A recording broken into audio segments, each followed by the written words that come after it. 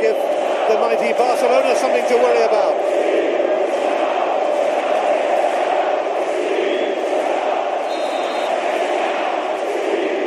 It is Charlie Mcglone, Samaras, and it's gone in! This is staggering! A moment to remember for the rest of your life! Celtic have the lead in the Nou Camp, and the fans may want to hear that again!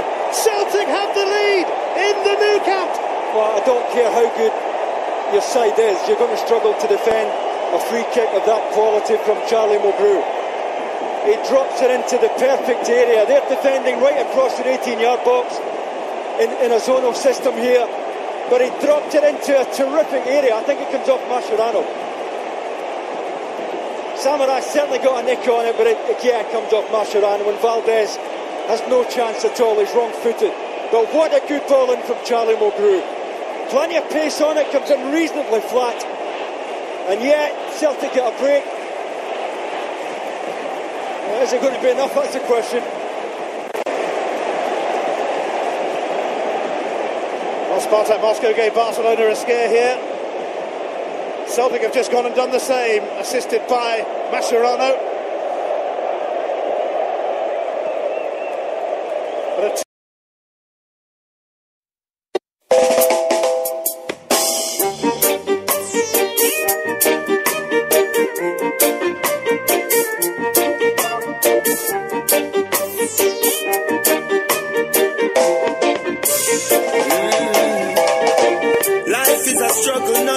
not come easy.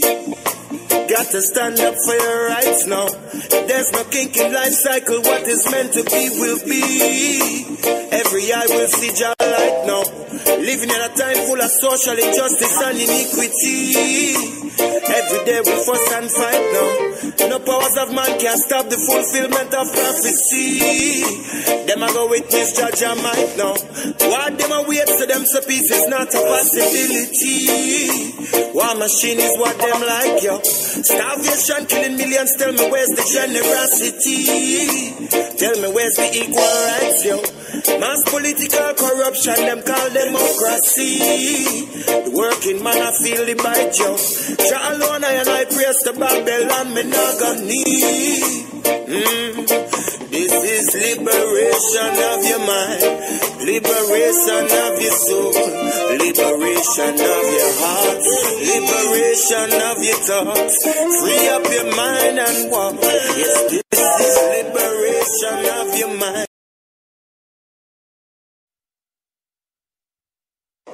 But as far as I'm concerned, the first thing you can do for me is to chuck all your medals and all your caps and all your pots and all your pans into the biggest flipping dustbin you can find. Because you've never won any of them fairly. You've done it all by blooming cheating. Hello, good evening. Thank you for joining me tonight. This is Tuesday, it's 6:20, and you join me for the second in a series of interviews with the rebels who helped bring change to Celtic. Tonight we have a wonderful gentleman joining us. We've got an interview lasting an hour and 45 minutes.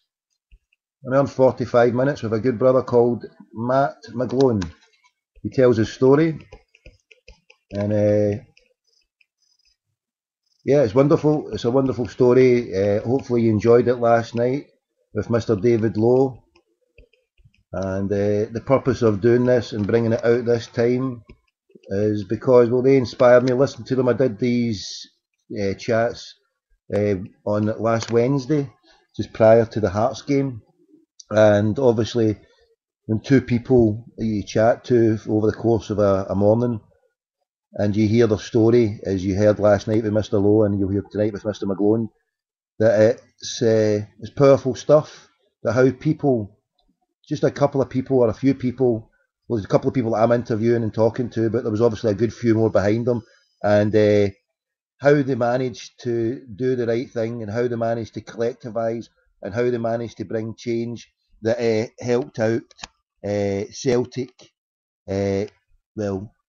well, change for the better, basically.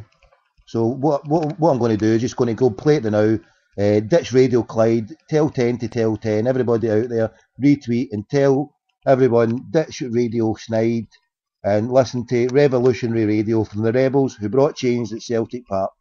God willing, hopefully you enjoy. Here's Matt Mcglone, and I'll be back soon. And yes, thanks for joining me again. We've now got another Celtic great who helped save us away back in the day, Matt Mcglone. Hi Tommy, how it goes, bud? Not bad, my friend. Thanks for joining us today. How are you keeping? I'm keeping okay. A wee bit of cold, but looking forward to the game tonight, so that'll take away any ailments I've got. Aye. Are you off to the game then? Aye. I'm indeed, yep. Aye. Good, enjoy it. Hopefully, what do you reckon? You're going to get a victory tonight, do you think we can do it? I think the Celtic are angry on the park. The only manager return, I think he's defended them brilliantly. Got himself into a wee bit of a stushy because he's been defending his players, and which I think was correct for him to do. I think Celtic will do a turn tonight. I've been down to William Hills later on, 3-0. Good shout. Well, listen, we'll come back to this bit in a minute. I'd like to start away back. Thanks for joining us, Matt. And I want to try and get a profile of your good self. What I'm trying to do is get into... Well, I've done an interview with David Lowe and yourself. I want to get into the people who help save Celtic, because obviously at this key time we're watching live and direct how a club dies if people don't get organised and do things a good and proper way.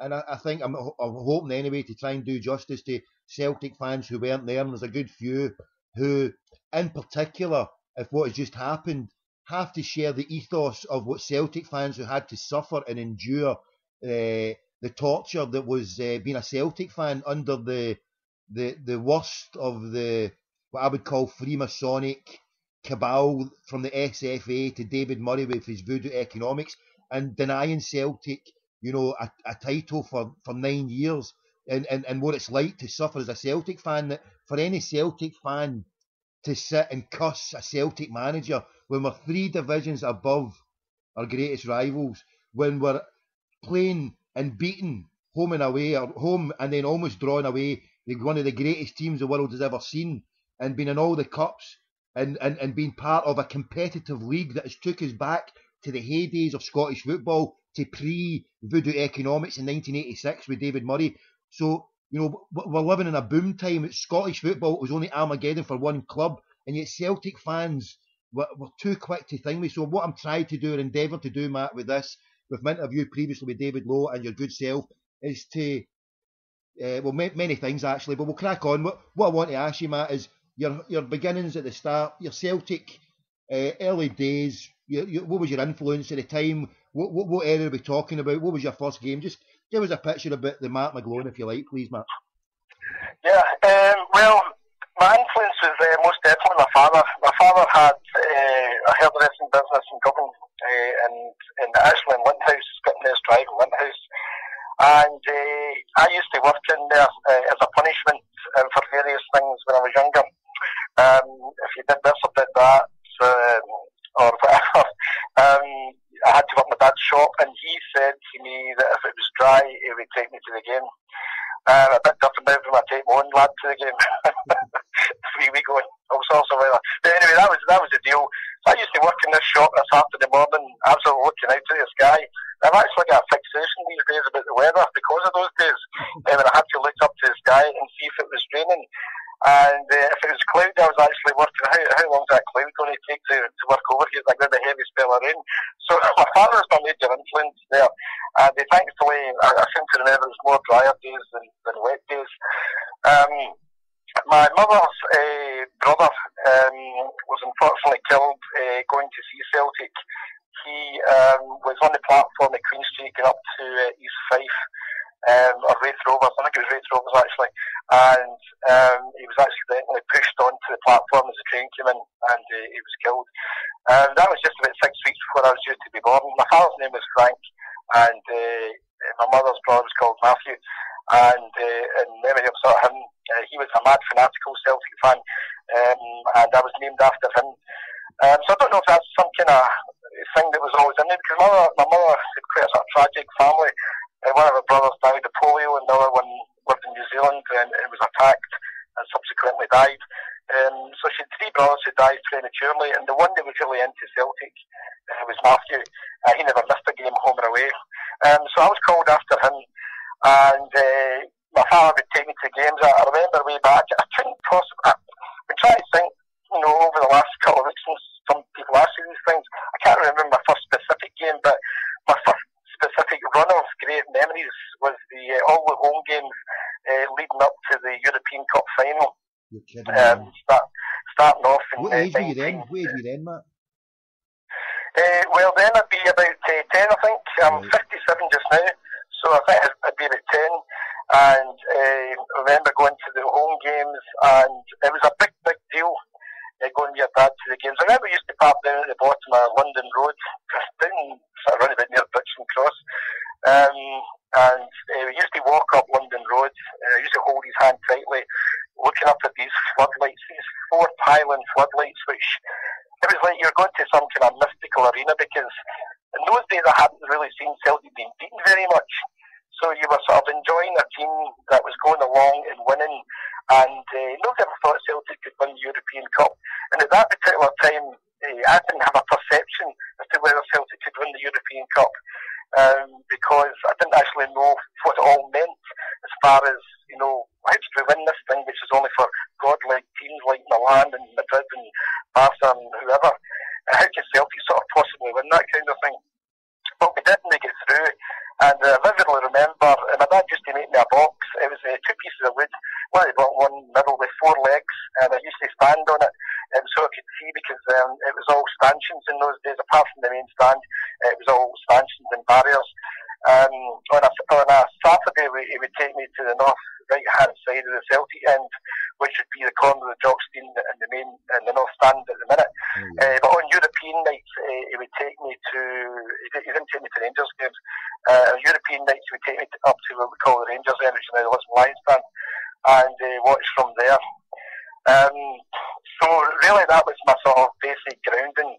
And of course, when Celtic won the European Cup, we all sat huddled in the back room. It was a dead sunny night in Glasgow, and the curtains were drawn. We were all sitting down the back right TV, and it was something special. I went to a school called St Monica's in Pollock, and I remember there was a teacher, Rosemary Mulrine, her name was, and I don't remember an awful lot of school, but I remember getting in that next day, and football was never mentioned in school, and she said along the lines of, "We'll all be very pleased Celtic won the European Cup last night."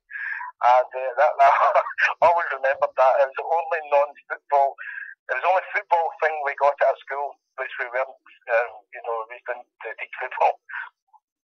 But progressing on from there, obviously right through the teens, and of course with the 1970 European Cup semi-final against Leeds United at Hampden, I think it was 147,000 it was there. We were all crammed in like sardines. I was on the north terrace and facing the main stand, halfway up it, and I remember coming out and thinking, wow, that was big, that was massive for just through to a second European Cup final. A few years older, we'd been down there and we beat them 1-0. We'd worn orange socks that night because the referee, because Leeds wore white socks and Celtic wore white socks, the referee said that Celtic have to wear a different colour of socks. And we had to actually borrow those orange socks from Leeds United. That's the only time Celtic have played in those socks, which was quite unique. George Conley scored. And then back at Hampden Park, because I think Celtic Park has been refurbished at the time, or it might have been because they moved it, because they could get more people in. But 147,000 there that night. And I remember coming out with my dad and saying to him, we're thinking back to getting back to league games. It was like small fry. I don't mean that in a disparaging way, but in my mind I thought, being at this level and having to go back to play league games, it just seemed we had reached a different plateau. Yeah, always is the case, isn't it, when you've tasted that? I felt that Celtic fans, we became spoiled under the Martin O'Neill years, because prior to that time, we were filling the ground for 60,000 for, against the so-called Diddy team. I don't mean to say that in a bad way now, because I appreciate all Scottish football clubs, even the smallest, are community clubs, and they're vital to Scottish football. But yeah, on the joking side, that I remember, prior to Martin O'Neill's great run in Europe, yeah, we used to fill out. I mean, okay, financial times and constraints, but I think that when you get to that as a fan base or as fans, you get, like you just identified there. I felt that in certain times. That once you've tasted those games, when you go down to it, it is hard. And some of the players, I mean, that's some of the problems. Some of the players, they're only young lads that they might be facing also. That the one day they're running out with, the biggest noise in football ever, you can get. And then the next one, it's not so quite as atmospheric, so that has an effect on players as well. Well, it does seem to have an effect, particularly at the minute, Tommy, coming back from Champions League matches to the problem we have just now. But going back to when Celtic were winning 9 in a row, and then it ended in the mid-70s, I remember at that time I was thinking, even as a lot older then, I'm thinking, how come we're not still winning? I probably always won the league. Because you were brought up in such a success of reaching Lisbon and then winning the league all those years after, and then not to win the league. That was a real realisation, because it's a mindset that you're always winning and we're great and we're better than everybody else on the pitch. And I thought, well, here we're not winning anymore. And that, I actually think nowadays, as I'm a lot older now and through the years supporting Celtic, that you have a bigger sense of patience when you're beaten now, because you learned of the good days and the bad days. And sometimes I think you need to have that to understand that when we're getting beaten just now, it's not the end of the world, because I've seen bloody worse than this. Yeah. And right now is nothing too bad, because we're in the semi-final of the League Cup, we're top of the league, and we're hoping to get through to the last 16, the Champions League. Everything can't be achieved at once. This is a growing team that Neil Lennon's got, a team put together by for over 12 million, around about £12 million, when Manchester City have been put together by about £800 million. And you have to look at it relative to what's achievable when you're building. You all of a sudden don't just have a great team. Sometimes maybe we're a wee bit spoiled that we beat Barca at Celtic Park. We have to remember there's highs and lows to come after that. No more than various other times in Celtic's history. I mean, for me, I look back in equal fondness, right, on the worst nights of my life as a Celtic fan, in equal fondness, in fact, in even greater fondness, and even all the rest put together. And that's a European, Seville. I'd been to see Celtic winning at Love Street on the last day of the season. I'd been there in '85, the Cup. I'd been in '88. I was there when we came back 2-1 against Hearts in the semi-final, and games against the Mankey Mob and everything. But, and then being there when we beat 5-4 against Partizan Belgrade. But the one common denominator in all that is a shared experience with my Celtic family. And it doesn't matter. As I said earlier on to David, it's to actually be here and to exist in a country which doesn't really want us to be here, or the majority, or quite a few people anyway. The open bigotry and sectarianism and let's call it as it is, a spade, anti-Irish, anti-Catholic racism that exists in this country, to whatever degree you want to accept it. But I'm saying it's a huge degree. The fact that we exist here in this form, in this system, is a victory. That our remaining here, in this system, and fighting and competing and winning and putting it on, and actually having a team that doesn't look to win at all cost, and having a team that doesn't seek to spend extra money that it didn't even have, and a team, that does it the right way, and a fan base who should always and I'll never forget the song Win, Lose or Draw, and that if we do lose, then we should applaud the other team and don't be too critical of our own, because the most important thing in life, this too shall pass. Nothing in life is certain other than change, and so one day will be good, one day will be bad, and the most important thing is, even when we're bad, we're always going to be Celtic fans, and we're always going to be here standing in the face of people who hate us. And for me, win, lose or draw, we achieve a victory just being here. And Celtic fans have to, it's in the demise of Rangers, we can become maybe arrogant and think, oh, we're the only team in town now, and look at them. But we have to be careful that the oppressed doesn't become the oppressor, and we then seek to be, we become the kind of people who say we are the people and we're better and superior. No, we're not. We have to always understand that we've no divine right to win anything. And it really shocked and appalled me, and the vitriol on some of the boards. I don't post any days we get beat or anything because it's mind-numbing stuff where people are criticising. And if they just look outside the world in Palestine and various places, there's more important things in bloody football that people get upset about, and it just mind boggles. Going back to the time, the reason why I've got you on, Matt, is how Celtic was saved by people like yourself. We'll come back to the time in Fergus, if you can. Tell me from how you became involved at that time. Well, first of all, I never saved Celtic. that's for, you did. You were there. You were the saviour. Along with other people, Matt. Along with other people. Well, I'd like to say that I was part of a cog in the wheel that helped change itself. I'd like to put it like that. It was a massive effort by quite a lot of people, but I do appreciate what you're saying. I was writing at Celtic. I'd always wondered if I had the ability to try and create a magazine. Not the View came out in the mid-80s, and I thought that was an absolutely brilliant magazine. And I'd met the guy who put it together, and I thought I would just love to do that one day, but never really had the inspiration. It was just at the back of my mind. So when Brian Dempsey was put on to, I was doing a fanzine called Once a Tim, Always a Tim, 1990, and when Brian Dempsey was voted onto the Celtic board at the time, I thought this was brilliant because I thought here's a guy with inspiration, drive, determination, a big Celtic man who could make a difference because Faith was really, really at a low ebb in the current Celtic board. And what really inspired me to get involved and create Celts for Change was when Brian Dempsey was kicked off the Celtic board, when I think Michael Kelly came on and they two just didn't gel, and Kelly had the family history, etc., and had a bit of power there. And that really inspired me because I thought, well, we're really going the wrong direction now. I remember I went to a Celtic do, I think it was around about 1992 at Glasgow University. It was their Player of the Year. Or it might not have been the Player of the Year. I think it was the Player of the Year actually. Sean Fallon was the guest. Else it may have been an anniversary dinner for that particular Celtic Supporters Club. And I bumped into David Lowe just prior to meeting David Lowe.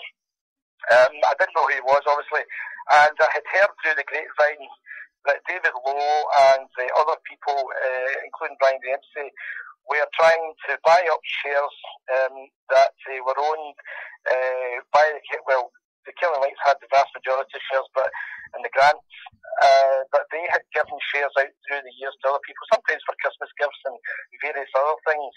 And they were trying to buy these shares up to get a shareholding to attend AGMs to try and bring change at Celtic. So I got into David Lowe at the time, and he was very educational to me as regards as to what it was all about. I didn't understand that side of the business, and he helped me sort of understand how it all worked. So there's a great determination there from him and from myself. I remember handing out leaflets at Celtic Park, asking people if they cared about the club to turn up at, I think it was, well, in fact it was the City Halls, and around about 1993, it would have been round about September 1993.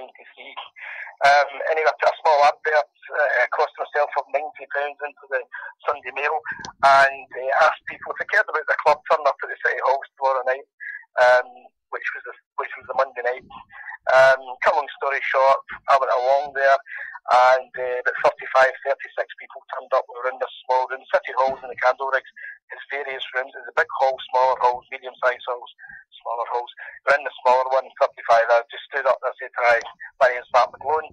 I edit a Celtic fanzine called Once a Tim, Always a Tim. I think fans have to mobilise and get organised against this board." I said, because Celtic in deep trouble. Obviously, a lot of this background information I had came via David Lowe in that area, and Felix McCann hadn't been introduced to the scenario as far as I was concerned at this point. And I basically said, I really think fans have to stand up and do something here, because the club are losing money, we're not winning, gates are dwindling, and Rangers seem to be having the luxury of spending all this money that we don't have. 35 people there, and there's a few disgruntled grunts like, who are you, and who you're about, and who do you think you are, and this is Celtic. And I'm starting to say, hang on a minute, I'm a Celtic fan. I'm trying to say we need to bring change. Nobody's anti-Celtic here. We're trying to do the best for the long term, but you would always get that attitude of who are you.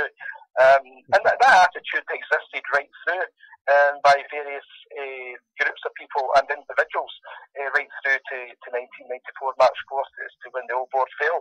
So in a lot of ways we had adversity from some of our own kind there, which was difficult for me to comprehend, because I just felt, it's bad enough that you were talking about the adversity that we have supported Celtic throughout our life, time from being young, and you're always pissing against the wind, to use a phrase, supporting Celtic, because it was always difficult to support Celtic in this country, and all realms of the establishment were against you, and it was always a determination to make sure that you would carry on the ethos and the morals of the club that were ingrained into you, because as you know, supporting Celtic, it's not just about turning up on a Saturday, it's about education, it's about flourishing, and it's about loving something that you hold close to you, and why you will always have that. And the reason you will always have that is because you believe that playing that way and winning that way and losing that way is the right thing to do. Celtic family has been a well-fashioned word nowadays, but the Celtic family has always been existing mentally in your head without it being written down the way it is nowadays. But anyway, back to 1993, got a bit of a mixed reception, wasn't sure what to think afterwards, and a guy called Brendan Sweeney approached me in London, in Janefield Street, probably a day or two just after this, probably an ex-Celtic game in fact, and said he was very interested in getting involved, and he believed in fans could make a change at Celtic. And I said, well, I'm glad you believe that. I said, because the encouragement at the first meeting wasn't the greatest, it wasn't the worst, but every bit of help and encouragement to kick this off could hopefully would definitely be welcomed. So I put another advert in, and this is where it really put the hairs tingling up the back of your neck. Back up to the candle rigs, booked the same wee hall. I think it was £40 or £38 or something to book the wee hall. And went back up again, and as I'm walking up towards candle rigs, I parked my car off somewhere in Argyle Street. I see all these fans standing round the corner in candle rigs, sort of edging onto Argyle Street, wearing scarves and as if they were queuing up to go to a game. And I thought, I'm not kidding them. I actually thought, what's going on here? There must be a Celtic night on. And we're having a bloody Celtics for Change formation thing at the same time. And of course, it was for our meeting, which was fantastically encouraging, a real bolt right through the system to say, fuck, we're getting somewhere, we're really moving. Anyway, a wee funny on that, I was the guy who sort of arranged the advert and had arranged it in the hall, and I went up to the hall, and the guy was letting in, and he said, go back to the queue, mate. And I said, no, I'm sort of organising this. So I eventually got myself in. Can I ask you, how did it go then from meeting the guy there? Was it Brendan Sweeney you said there, yeah? Brendan Sweeney, yeah. What happened there, it sort of developed from there. We had the meeting. Brendan had brought a friend along he went to school with Davy Cunningham, and Davy had the same idea as ourselves. We stood up, and the people listened, and they were very supportive. There was less dissenting voices. Can I just stop you there? Sorry, Matt. I'm really keen to find this out. From the first one at 36 to filling that hall, we've all seen the pictures of it and the description. Everybody turned up like a Celtic game. I suppose myself, one of the saddest bits, I couldn't be involved. I was only, I would be 20, 21 or whatever, but I was doing in England at my time, seeking my fame and fortune doing in London, and all I had to read it through was the media. But how the heck, and what length of time, I mean, from you're doing an advert and then the next one, how did it grow in that way? Because I want to get, the reason why, as I say, I want to do this, is to get to find out how we managed to save ourselves. I've already heard from David Lowe on the banks and stuff, but how Rangers fans failed to mobilise and how we did. And this has to be reminded, and I'll let you back in, is this was without internet, social media and mobile phones. How was that done, Matt? Well, this was done, leafleting at the games. This was done by standing up, putting your face up, saying who you were, and telling people what your ideas were, and they either took it on board or they walked away. Now, a critical point here. I'll go back to the timing here. 2 weeks from the first meeting of 30 odd people to 350, 400 at second meeting, to the third meeting at City Halls, which was packed out at 1,200. We took the meetings to Govan Town Hall, which had, I think, the BBC turned up there. We phoned Michael Kelly, Tommy in Glasgow style from the stage. so we beat you to it, Tommy. Don't go thinking the original here. No, I'm a plagiarist. I'm always a plagiarist. I'm always following the lines of great people. So tell me more. What happened then? Tell me about that, man. That's brilliant. Well, I got hold of it. Well, we went the rally at the Govan Town Halls. The thoughts of these rallies were that we were standing saying, like, this is what we're doing, this is what we're trying to do, you with us. Because who were we? Who were Celts for Change? Who were these guys up here? At that time it was only myself, Brendan and Davy Cunningham. So people said, who are these guys? A bunch of this, that and the next things. So we're still trying to tell them who we are, Celtic fans. We're still trying to say, like, we've got this information coming from various other areas that we had made the connection with, particularly via David Law, who knew everything that was going on in the sort of business side of the background. So we were quite enhanced information-wise as to what was going on, and we were passing this on. So by passing this stuff on, people began to grow confident with us that we were the real deal. We get no backing at all. We had no backing at all from the Celtic Supporters Association from start to finish, with nothing but adversity there. And with no backing at all from the Celtic affiliation of registered supporters clubs, with no backing at all there from start to finish. Why was that? Why would that be? Were they in the pocket of the Kellys and Whites? Were they on the gravy train ticket? They didn't want to disturb it properly? Well, I think both outfits are different organisations today. At that time, they were very much with the board in those days. They didn't want to see change. They didn't want to think of change. They thought that everything would be okay. Not a great criticism of them then, because they didn't really want to think of change. But had they thought of change, they were Celtic people, no doubt, but they had to think forward and think, what's happening here, what you're enjoying isn't going to be enjoyed much longer. This is a sheer group, a mindset, this is a Celtic culture of people who are in real danger. People who think this was never going to happen, that will never happen to Celtic. They couldn't be more wrong in their life. This was happening, this was live, this was real, action had to be taken. Let's go back to one of your points a minute ago. The reason Celtic fans did it, I believe, is because Celtic fans' mentality is of a rebellious nature. Because what Celtic fans have in this country, or any country they live in, but by supporting Celtic, you're more affected if you live in Scotland by the adversity that you get than you would be maybe living in America or in England or Wales or France or whatever. The adversity we faced gave Celtic fans a rebellious character within them. And I think that the mentality, the character within the Rangers fans was they had an establishment mentality, like, this could never happen to us.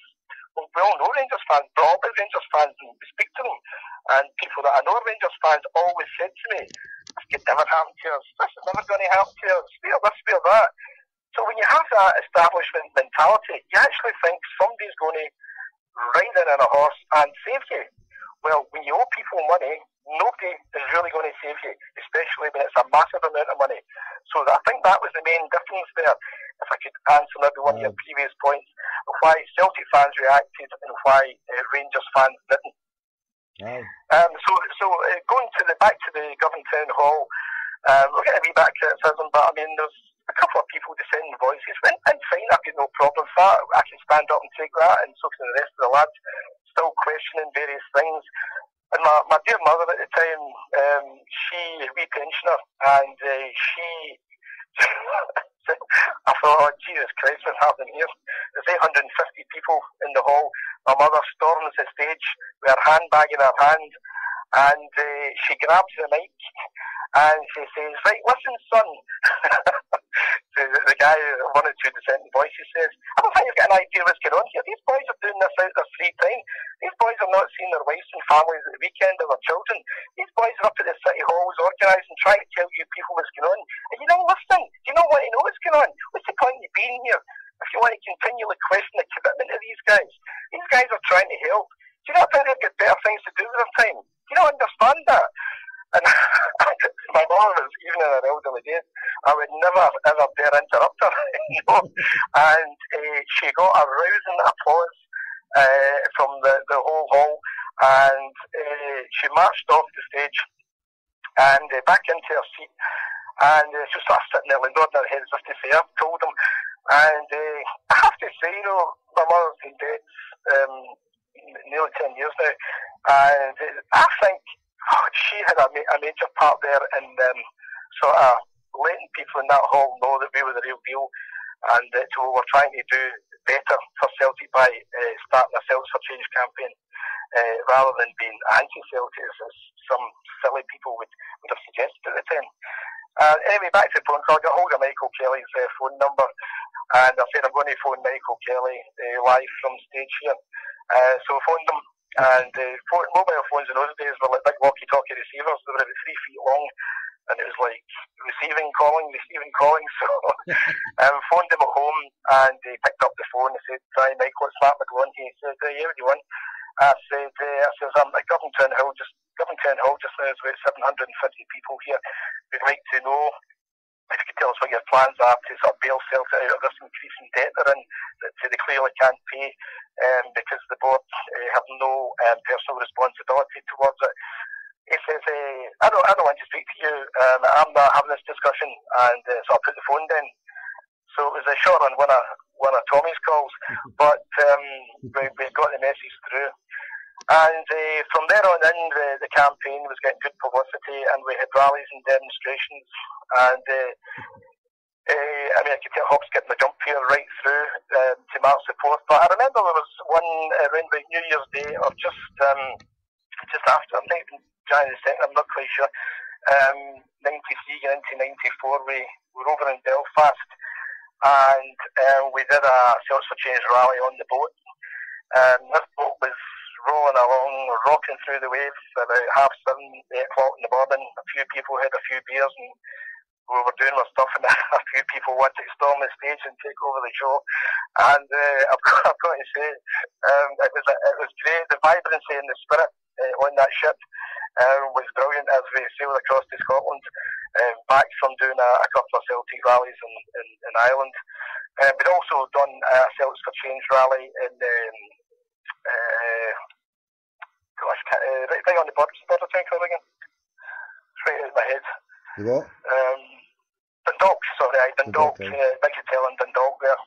And there was representatives from 52 Celtic supporters clubs from Ireland. These guys were delegates and various people, and we put the case to them. We're still pleading, we're still campaigning, we're still trying to say this is what we're trying to do, we're still trying to say help us, we're still trying to say join the army, the sort of Celts for Change armies that where we, you know, fans can make a difference. And people were a wee bit sceptical, but you know, continually to grow as we continue to fight against the tide of, you know, we're a bit sceptical about what you're trying to do. So I remember from the 52 delegates, there was about 300 people there. The 52 delegates, 51 could give the year nay on whether they supported Celts for Change, and one other one had to get back to his club. And I remember we got 51 out of 51 votes, and I thought, my God, this is really, really getting into the hearts and souls of the Celtic fans now. And I think, you know, a massive fan movement was really taking off. The spirit was amazing. And then the following day we got a phone call to say that the 52nd delegate had get back to his club, and they had said, yeah, that's fine, we'll go back. And so we get 52 out of 52 in Ireland. And so can I come in here, Matt? At what point was this at? Like, obviously you're winning hearts and minds of the Celtic support in Scotland with all the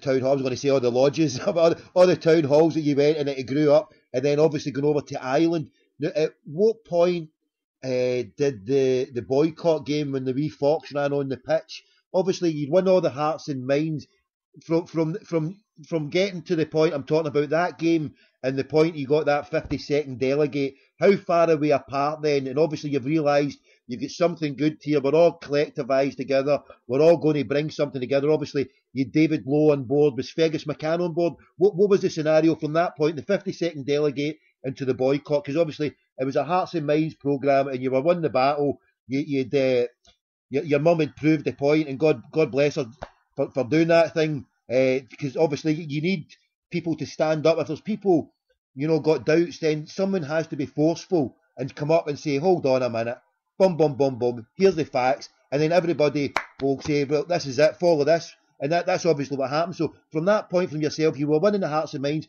What was the time period then from this end, Matt? Well, we had various other rallies in various places, Tommy. I was eventually introduced to Fergus McCann round about this time, probably round about just before Christmas '93. And he did an interview with me for the Once a Tim, Always a Tim fanzine, because again, people didn't know who he was. He was a wee guy in the bonnet that came off the plane from Phoenix, Arizona, at a moment's notice, and people had to sort of know who he was. This was before he came off the plane from Phoenix, because he was over here he's doing what we were doing. He was doing it in a business sense, we were doing it in a sort of a fan campaign. So going right through, I must admit, when I met Fergus for the first time, I was pretty much in awe. Probably would be if I met him again today, actually. Pretty much in awe. Fergus is one of these wee guys, a very funny wee guy, but very straight to the point. He's got no time for in-betweens, no time for it's a nice day or, whatever. Right, straight to the point, what do you want to do? Give me an interview. Right, let's go. Right, go. Come on, I'm a busy man. So you're sort of doing that and you're thinking, right, okay, I want this interview, so just go along. So Fergus was doing various things in the background, and round about November 1993, Fergus had had enough, and he was going back to Canada, and every overture that he was making towards the board, which I must admit was a very good deal for the board. There was a lot more millions and pounds involved in an offer to the board in November 1993 than what the actual money they got, I think, which was 1.2 million on March 4th, 94. Anyway, Brian Dempsey had arranged a dinner at the Thistle Hotel in Glasgow to say cheerio to Fergus. And it was all just sort of business types. There was Jack Flanagan, there was Dominic Keane, there was Brian, there was a couple of other people. And it was like couples, there was about 7 or 8 couples there. And it was a really surprise dinner for Fergus to say thanks for your efforts, trying to take over the club, but again back now, here's a wee bit of appreciation of what you came over and tried to do. And it's quite a terrifying situation for me, because I've never actually really stood up and spoke at rallies and demonstrations and said, forming Celts for Change were about. I could take the kickback from them coming from the crowd. It's a bit different when you're in a room with 7 or 8 other business types who were all quite good speakers. So anyway, all the guys around the table had to stand up and say something like what Celtic meant to them. And I was wearing this kind of off-white cream Don Johnson suit. And I thought, Christ, man, dinner's definitely going to get down the front of this. I was so nervous. Anyway, it came round and I think I was the last to go, which was quite good. But Fergus stood up and he said something which was riveted right through me and remains with me today, because there was something he said that I didn't actually think that he had in him, to be honest with you.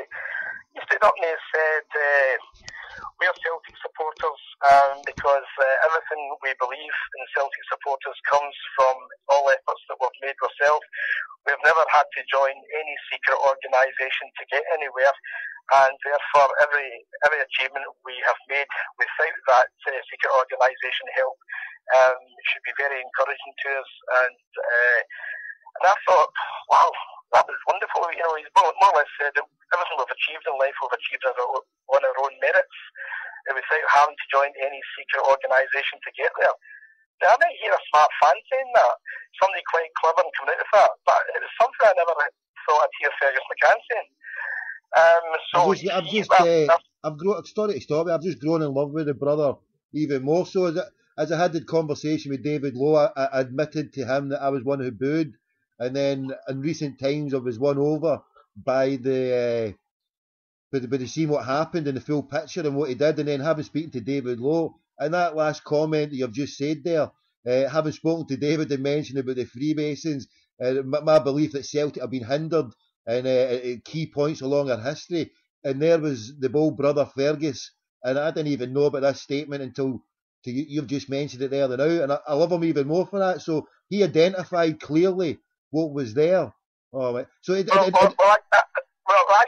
that stuck in my head quite clearly, and I used to repeat that at the City Hall demonstrations and rallies from November 2003 right through to March 4th victory day in 1994. You know, for a businessman to stand up, who'd been in Canada for 30 years, to say quite politically, from the bottom of his heart, I might say, that everything we've achieved in life, we've achieved on our own merits, without having to join any secret organisation to get there. I'm standing and saying to myself, I think somebody's just plugged me into the mains here. That was absolutely just, for me, that was a definitive as far as really believing in Wee Fergus. So going back to that meal, right? Was this Fergus doing walking away, kidding on, or was it really doing walking away? How was it? Is it sitting? Was he finished or just scunnered with the way the board had treated him, or how it went? What was he? It was no carry on walking away. Fergus has got he's not a small talk guy. He doesn't do popularity contests. He goes straight for the jugular. If a job needs done, he'll work 24 hours a day to do it. So he had enough. He'd given his major best effort, and he was leaving in November 1993, back to Canada, to Montreal where he lived, and that was it. But through David Lowe and Brian Dempsey, the campaign from their side of things rolled on, and it kind of rolled in tandem. So as we were beginning to meet these people, Colin Duncan became a member of Celts for Change at the Govan rally, the one my mother stood up at. He was always there with his wee boy, and he was this guy always in first or second or third row, and whenever he was going away, he was walking away. I said, "Excuse me, give a minute," and he said, "Yeah," and I said, "I always see these rallies and demonstrations. I says, we're really short-handed here." I says, only 3 of us running this just now. I said, could you maybe, if you're interested, get involved, because I've seen you at all the gigs. He said, I'd love to get involved. So Colin Duncan came on board, and shortly after, a guy, John Thompson, came on board, who was a friend of Brian Dempsey's. He came on board. So the Celts for Change group was stabilised at 5 people. And the work, I have to say, I'll never meet 4 other brothers like it in my entire life.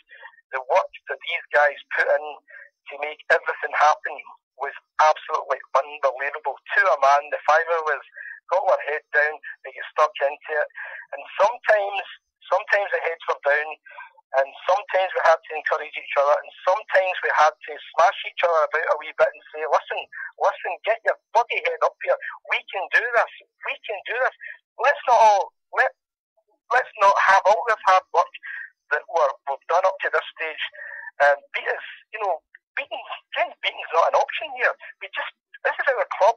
Celtic fans are standing here watching this club disintegrate financially, not doing anything on the park, and here we've got this campaign going, so we have to keep going. Sometimes my head was down, they had to bash me a bit to get me going as well, and we all did it to each other. But these 4 guys, the other 4 guys who've involved Celts for Change, must say Brendan Sweeney, David Cunningham, John Thompson, what a brilliant name, and Colin Duncan. They were absolute staff.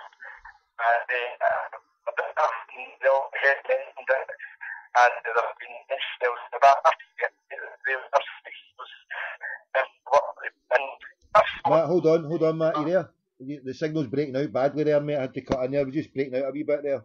You there? Can you hear me? It's breaking out a bit now. It's just breaking out a bit there. Sorry, bud. Hold on. Is it mine? I don't know if it's mine. Mine's all right here. Is your signal all right? Hang on.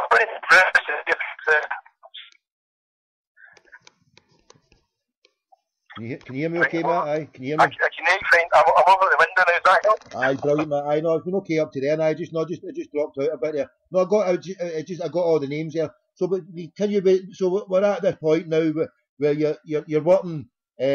Obviously, you've got a good majority of the people on side. The key date, March. So the day with the boycott, when there was only How was that arranged, the boycott? What went on behind that? How did you get the consensus for everybody to get on side with the boycott? Well, the original boycott game is once again, if something was to kick you in the teeth. This happened, there was a snowfall.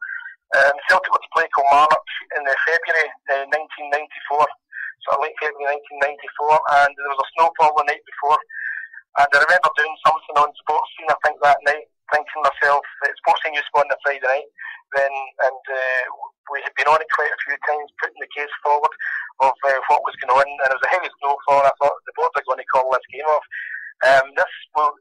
Now, just to mention the word boycott is not a nice word when you're thinking of it, when it's related to Celtic. And the reason is because we're going along to watch something that we love and that we believe in mentally and spiritually. Why would you not want to go to that? How can you convince somebody not to go to that? And who do you think you are, telling somebody you should boycott a game?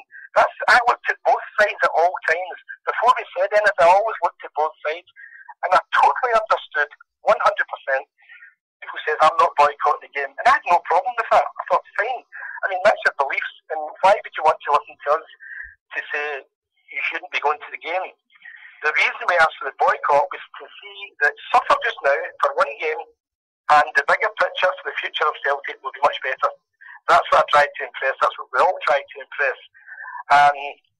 So therefore, the boycott game was called, and it was snowed off. And the lead up to that, and the work put in to getting to that point to convince people, it was a massive downer, an absolute massive downer. Particularly when St Mirren were playing at home that day.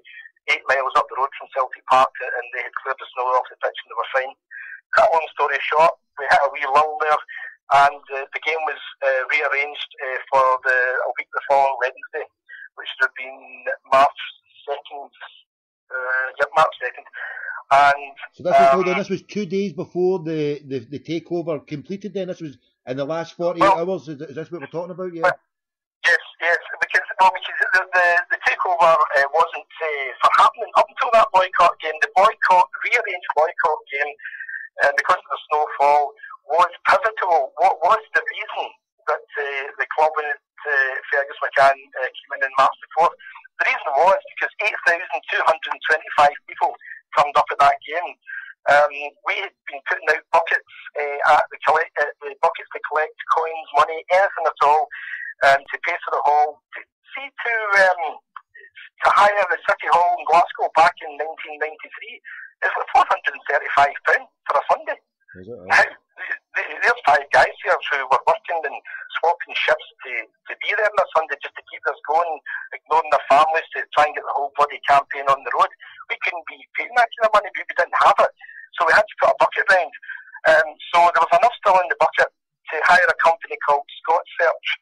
They're a market research company, and we asked them to stand as the entrance to Celtic Park, every grand entrance at the turnstile, and count how many people came in. Do you know there's something in the old ground in those days? There's something like 47 gates to enter Celtic Park. Yeah. Anyway, so they had somebody there clicking away, and they gave us back a detailed breakdown of who went in what gate. The total crowd to the game was, might be a couple of people out here, but around 8,225. Kilmarnock had brought about 1,600 for that game, and most of the people that had went were season ticket holders in the North Stand. So 6,500 Celtic fans then, basically. Yeah, there'd be about that, yeah. And absolutely no problem at all with any one of the Celtic fans that went to that game. A lot of people come up to me now, a lot of people email me, a lot of people tweet me now and say they wish they'd never went. And I get back to them and I'm saying, don't be daft, of course. Why would you? Don't feel guilty about it. You went because you're a Celtic fan and that's what you wanted to do. So, you know, it's cool. It's no problem whatsoever. As a salesman of ill repute back in the day, I can vouch for a hard sell and a soft sell. And that's probably, if you'd put that in front of me, I would have walked away and said, no, let somebody else sell that. It's got to be one of the hardest sells ever to tell a Celtic fan or ask a Celtic fan anyway. And the way you handled it was the right way, you know. Well, the way it had to be handled, Tommy, was you had to ask. The big question is, 3 letters, ask. You don't dictate. You don't tell people. You ask and put the facts in front of them. Please, can you just devote one day? And I know it's a real tough, difficult thing not to go and see your team, and I'm no person to stand and dictate to you. But could you please do it for one day and trust in me? So how many? The bigger picture will be a greater thing for Celtic. How many? So the following day, the point here, the following day, Scott Search gave us back the figures for the fans that went to the game. And BBC had got in touch with me, Hazel Lurden, and she said, could you come up and discuss these figures at BBC? I said, yeah, no problem. So here we are, back up there. Can I just say that in between all of this stuff going on, we had jobs, families, children, wives to support, and we had to run our own life at the same time. At this point, it was getting quite stressful, to be telling you the God's honest truth. Anyway, we were back up there that night, had the paperwork in front of me. Celtic put out a figure of plus 10,000. Now, that was probably the best and worst thing we ever done. Great for us, bad for them, because I had official figures of who went in every single gate. And I went on to BBC and they said, would you be prepared to come on with it? I said, yeah, absolutely no problem. So I turned up, spoke to Hazel Lurden outside, they filmed it on BBC that night. The Bank of Scotland manager took notice of the crowd, and on the Thursday, so the game is, I think the game's actually on a Tuesday night, sorry, the game is on a Tuesday night, and all the kick-up started on Wednesday for the crowd figure.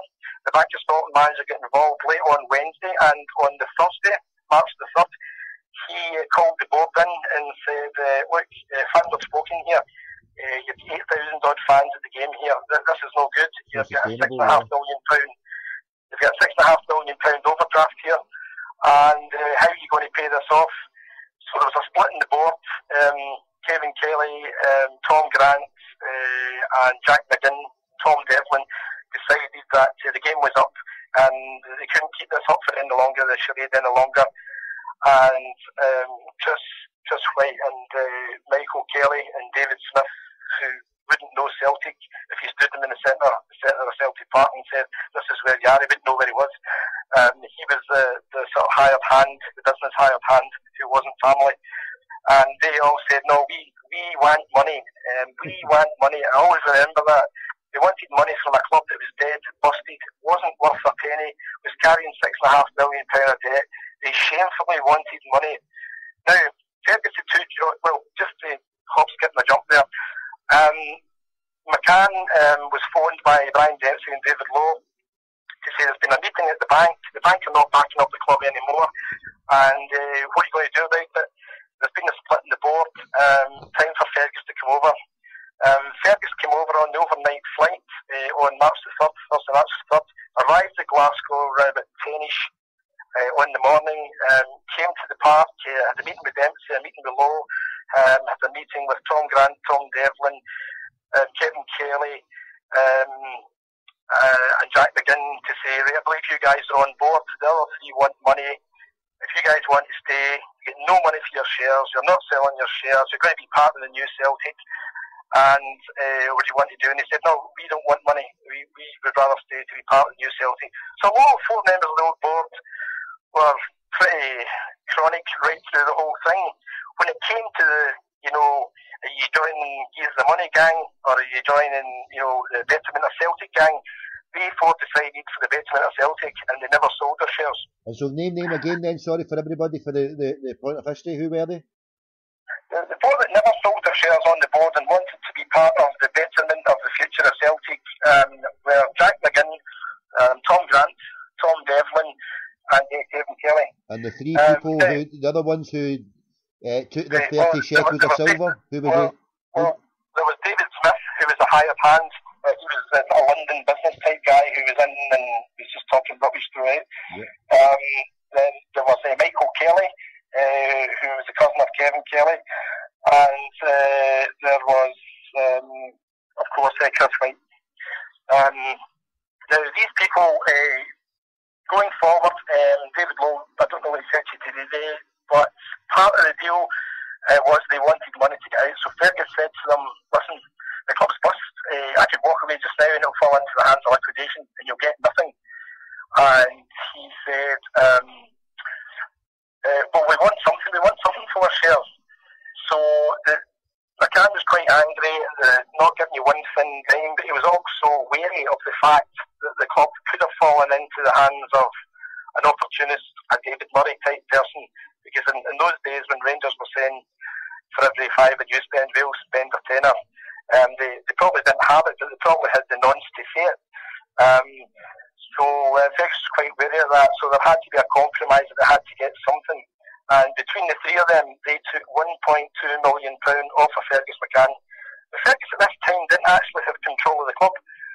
That's quite an important thing, because Celtic still had to visit the bank that day. Now, just prior to this meeting to give them the £1.2 million, Fergus and David Lowe had went to the Bank of Scotland.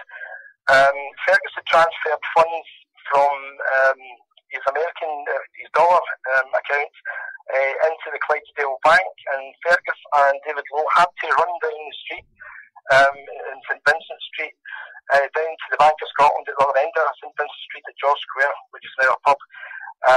That was the bank at the time, and they had to get there before 12 o'clock to see the £1 million coming in. Sorry? David said they made it by 8 minutes. It was about 8 minutes to midnight before they got the banker's draft there on. That's one of the figures is 11:52 now and 11:57, so we're splitting 5 minutes. Whatever one was the one, it was minutes to go. So that's how close Celtic came there. You see, at that time, it must be emphasised that Fergus McCann didn't have any kind of control of the club, because what he did there on March the 4th at 12 o'clock, he met that deadline that no board member would meet, and that was putting in £1 million. Now, that was a hold in £1 million, because another £2.5 million had to be paid the following Tuesday. So thereafter that 12 o'clock meet, the deal had to be done to get rid of the three charlatans who took money out of Celtic via Fergus McCann. You could say, well, there was no money in Celtic to take out, but Fergus had to give them the money out of his own pocket to get shot at them so that it wouldn't get into receivership. When that money could have went forward for the betterment of the future of Celtic from March the 4th, 1994 onwards. So they three people shouldn't be forgotten. And can I ask you right now, one of the reasons why I booed Fergus at the time was because I perceived, along with some other Celtic fans, when they lifted the trophy after we stopped him and we won it for the first time in 10 years, and we perceived that maybe Fergus wasn't a true Celtic fan, or certainly hadn't done enough to stop them doing their 9 in a row. And lo and behold, obviously, in hindsight, we look at it and we say that even if Fergus had opened a blank chequebook and did everything, and time we could have still lost the time, there was no guarantee. Do you feel that Fergus, in the overall picture, he was a businessman, but obviously, clearly, from speaking to yourself and David, he had a real deep affinity with Celtic. He just had a different way, like everybody else, has shown their emotions in dealing with people. So maybe Fergus was abrupt and less emotional, and some people and less emotional ties. But the overall picture that I'm trying to get here, and for other people to see, and from yourself being close to him, Fergus is a man, with all that's been said about him, was he a businessman at Celtic, more of a businessman than a fan? How do you think Fergus, as he was, when he came into it, was he, what I'm asking here, at the time you're talking about when he came in, was he, and he left with money, and he went in as a fan, he left as a fan, probably still a big fan now, and he went in, he put money in, and he left, and he took money out, and he made a profit. So he went in with two aims: to help a club that he loved, which he did, and we all have to respect him, and he went in and made a profit as a businessman. So what I'm trying to say is, well, there's two sides to Fergus, and we saw the best in the both of them. I get the question. I get the question. I get the question. I think the answer to that is staring you right in the face. It's quite obvious. The guy took a risk when there was no chance. There was a great possibility of not getting any money back. He put the money in before he had taken over the club. He had paid £1 million to the bank. He paid £1.2 million to these three that wanted paid off. Now, at the time when he came in, he said, this is the plan, I'm going to rebuild the stadium. Everybody would hate to leave Celtic Park and go with this complete charade of an idea to Cambuslang. If you're talking about people making money, then everybody would have made money at Cambuslang apart from Celtic Football Club, because it's going to be full of retail outlets and we wouldn't have owned the stadium anyway. So if you look back at the big trade we had against Barcelona there, and great crowds we've had since 1994, a lot of that money money would have been hyphened off to the people that owned Celtic, the Celtic Stadium at Cambuslang, because Celtic weren't paying for that. That would have been built by other people, and they would have rented Celtic Park out to us. That should be made quite clear. So that's a big thing. Fergus came in and said, I'm in here for a 5-year plan. I'm going to rebuild this stadium. You know, see, if you want to talk about building stadiums, the quickest way to do it is on a greenfield site, not on an existing ground where you've got to punt people out for a year, and you've got to pour millions of pounds in for cement. There was a fantastic mine works under Celtic Park, and that wasn't quite known. They knew there was mine works there that wouldn't take strength of the building, and they knew that they would have to pour a lot of money into cement to solidify the ground, but they didn't know how much, and they had to put in 10 times more foundations than they had financially catered for. So all these things were done. Players at the time were on, not your Paul McStays, but I remember Mikey Galloway telling me at that time he was on 650 quid a week. Now, Fergus came into that mentality, and then, you know, he was only in about a year and a half, and you had guys like Van Hooijdonk saying, I've been offered my second, he got his contract, he was happy with it, he came over from his FC Breda in Holland. He was happy with it, but he knew he was popular, he was scoring goals, so he kind of held the gun to McCann's head and said he wanted more money. And he was offered $7 grand a week, and he came out and made a statement, and the statement was more or less that that's the kind of money that you give homeless people. And they started a campaign, I have to say, by 3 guys who were Celtic heroes, Cadet, Di Canio and Van Hooijdonk. They all came out with a different wee story about McCann. Now, McCann would never have won a personality contest in his life, but I tell you what, straight as a die, what you see is what you get. And it was, I suppose, some of the anti-McCann thing, in fact, most definitely a lot of the anti-MCann feeling came about via the Scottish media. There's absolutely no doubt about that. I mean, you know, and some fans took that on. You had compared the split front page heading of Fergus and Saddam Hussein. You know, which one's the tyrant? Sorry? That's shocking, mate. I know, and like I said, I was down in England at the time, and a lot of the stuff, well, the only place I was getting my stuff was through the media or tidbits from people, you know, they would maybe get a wee bit, but you don't know. But yeah, a lot of it, the opinion was against Fergus, but it's fascinating. Give us more info on Fergus then, because it's brilliant what you're saying here, Matt. Well, you know, he's the kind of guy, when we eventually got into Celtic Park, I think I saw him twice in 5 years, and it was passing his, it was just crossing his path, to be honest with you. Because Fergus would never say, great, well done, you lads did pretty good there. And I remember when, I think about a week after the takeover, he said, we're going to have a wee dinner here at Celtic Park. He says, come on in, he says, and, you know, have a dinner before the game, and you know, and be the club's guest. And I said, aye, that's great. I says, but what about the other 4 guys? And he says, what are the 4 guys? I says, Fergus Celtics for Change was 4 guys who ran and organised it. We're all as equal as each other. If I'm coming in here, the other 4 are coming in as well. Yeah, okay, man, bring them in. So that was his sharp wee way. He didn't mean anything by it. You know, a man can't be everything to every person. You have to take people's qualities. It's like being in a relationship or a marriage. You have to put up with the good and put up with the bad. Some fans didn't understand that with Fergus. It wasn't any bad. We didn't have the full picture. Hang on, so it wasn't any bad. It was the way it was portrayed. You don't have to be popular to be proved that you're good to your word. And that's the main thing that people should have understood at the time. A lot of people should have understood. You don't have to be popular here. Just be good to your word.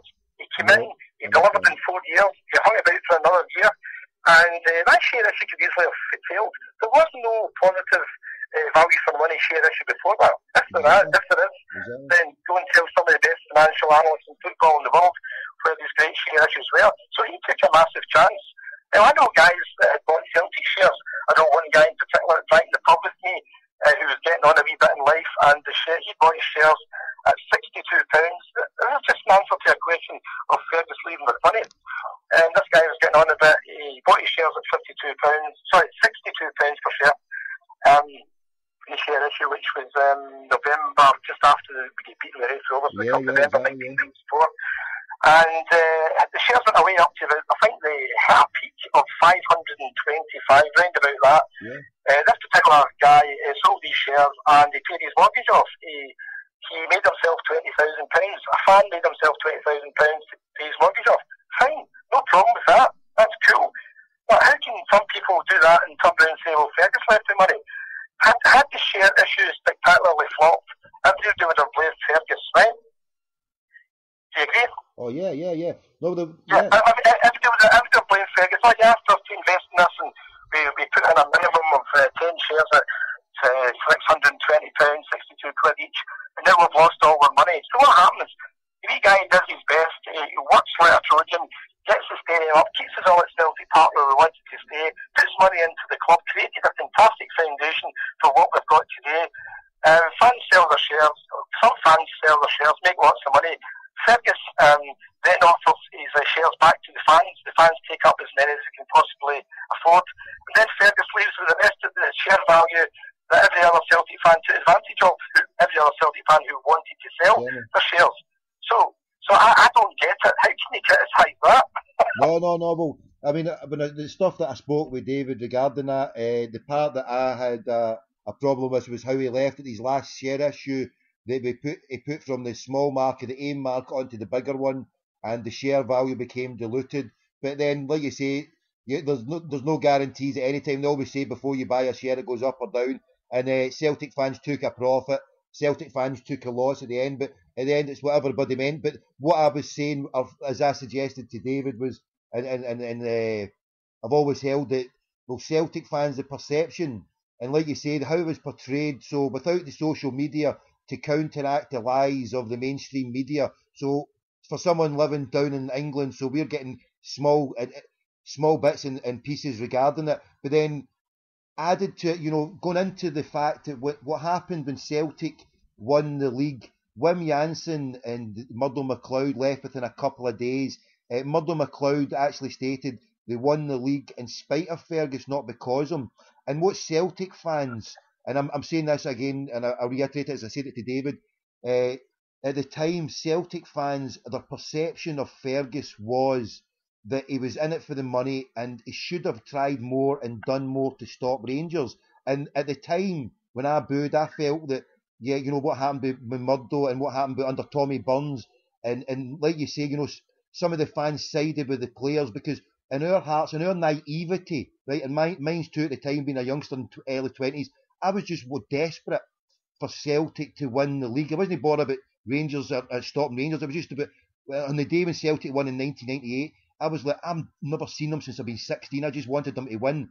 And I was desperate to do it as a Celtic fan. And when we lifted the league a few months later, some Celtic fans who booed probably thought that, well, Fergus hadn't done enough during the years when we didn't win it. But now in hindsight, now seeing the full picture, and as I discussed with David, it probably didn't matter if Fergus had paid Di Canio 15,000 or 20,000 and they all stayed there and we played brilliant football, because the odds were always going to be stacked against us, because when you have a voodoo economics like Murray willing to pull another tenner out for a fiver, wherever he could pull it, now we can see where he pulled it from. He was a shyster all over the place. I'm not actually commenting, this is just my theory and I'll stand by it. But what I'm saying to you is, so Celtic fans who booed Fergus wrongly now, in my perception, I'm saying I was wrong at the time, I viewed that he didn't do enough.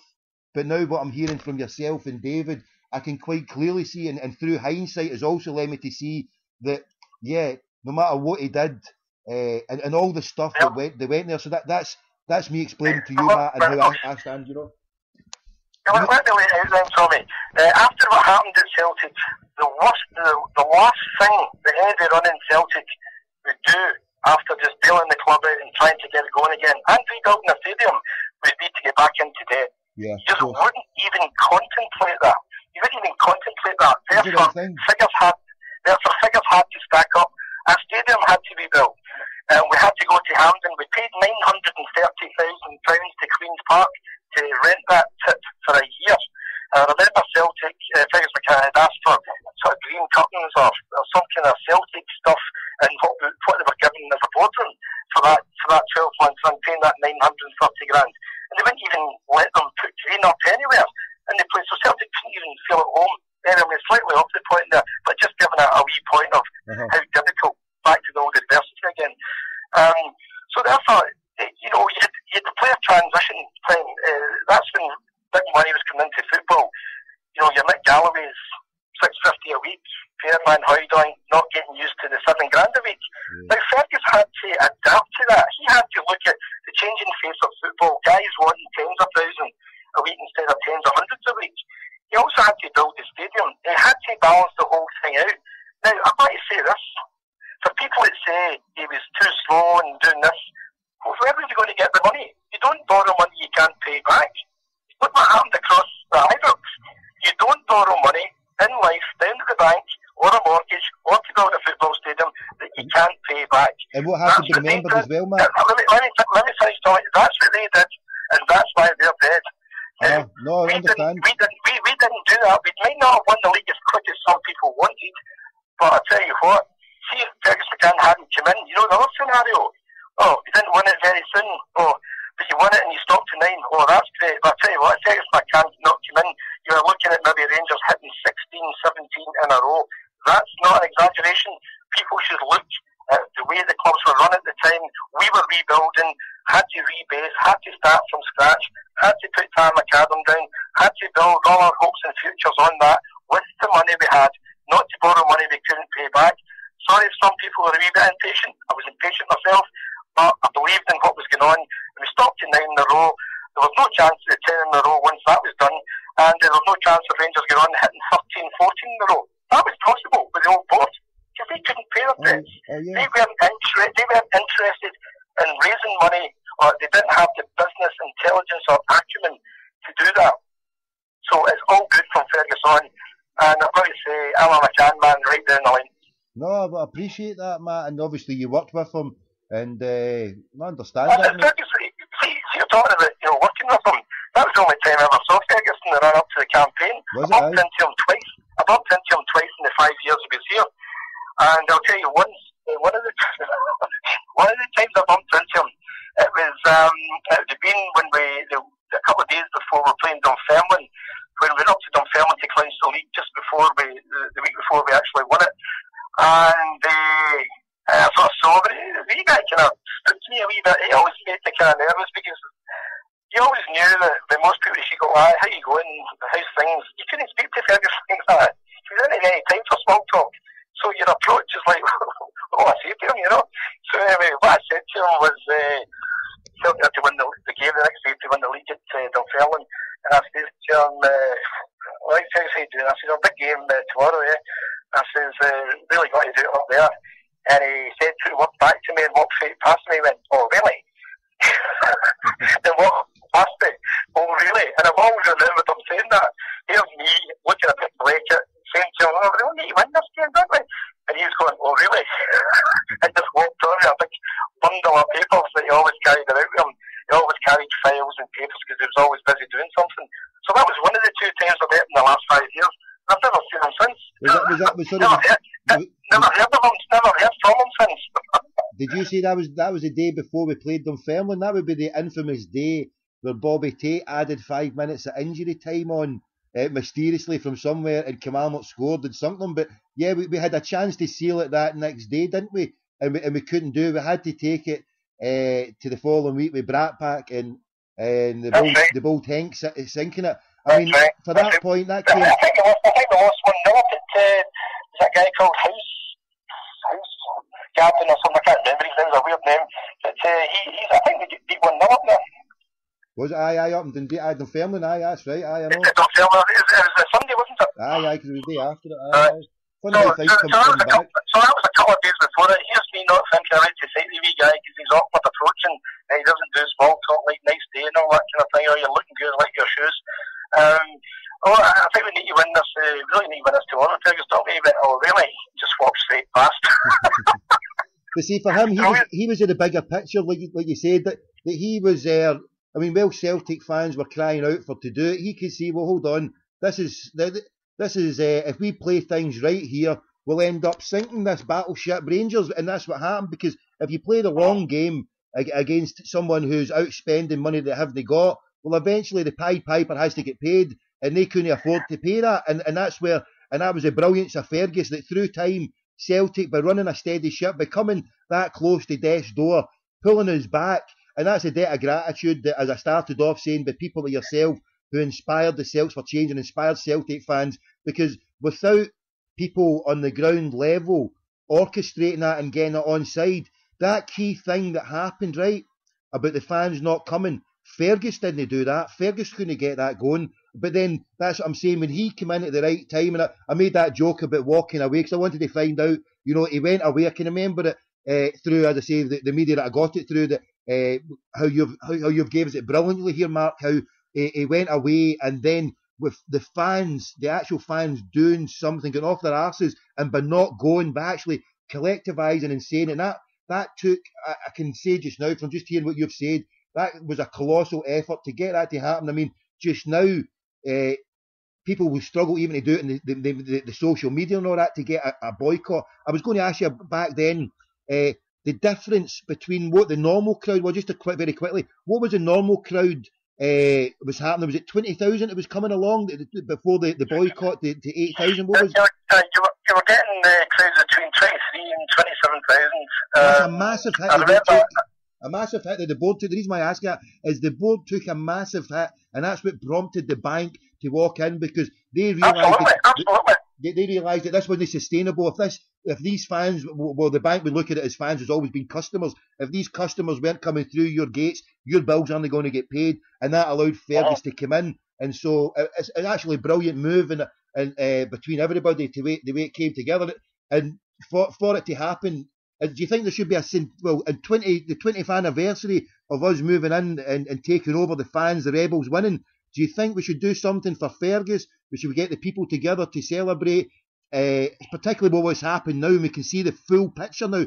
I think as time, David said earlier on, as each year's passing, as decades pass, we can see the brilliance of what you and the other good brothers who did this.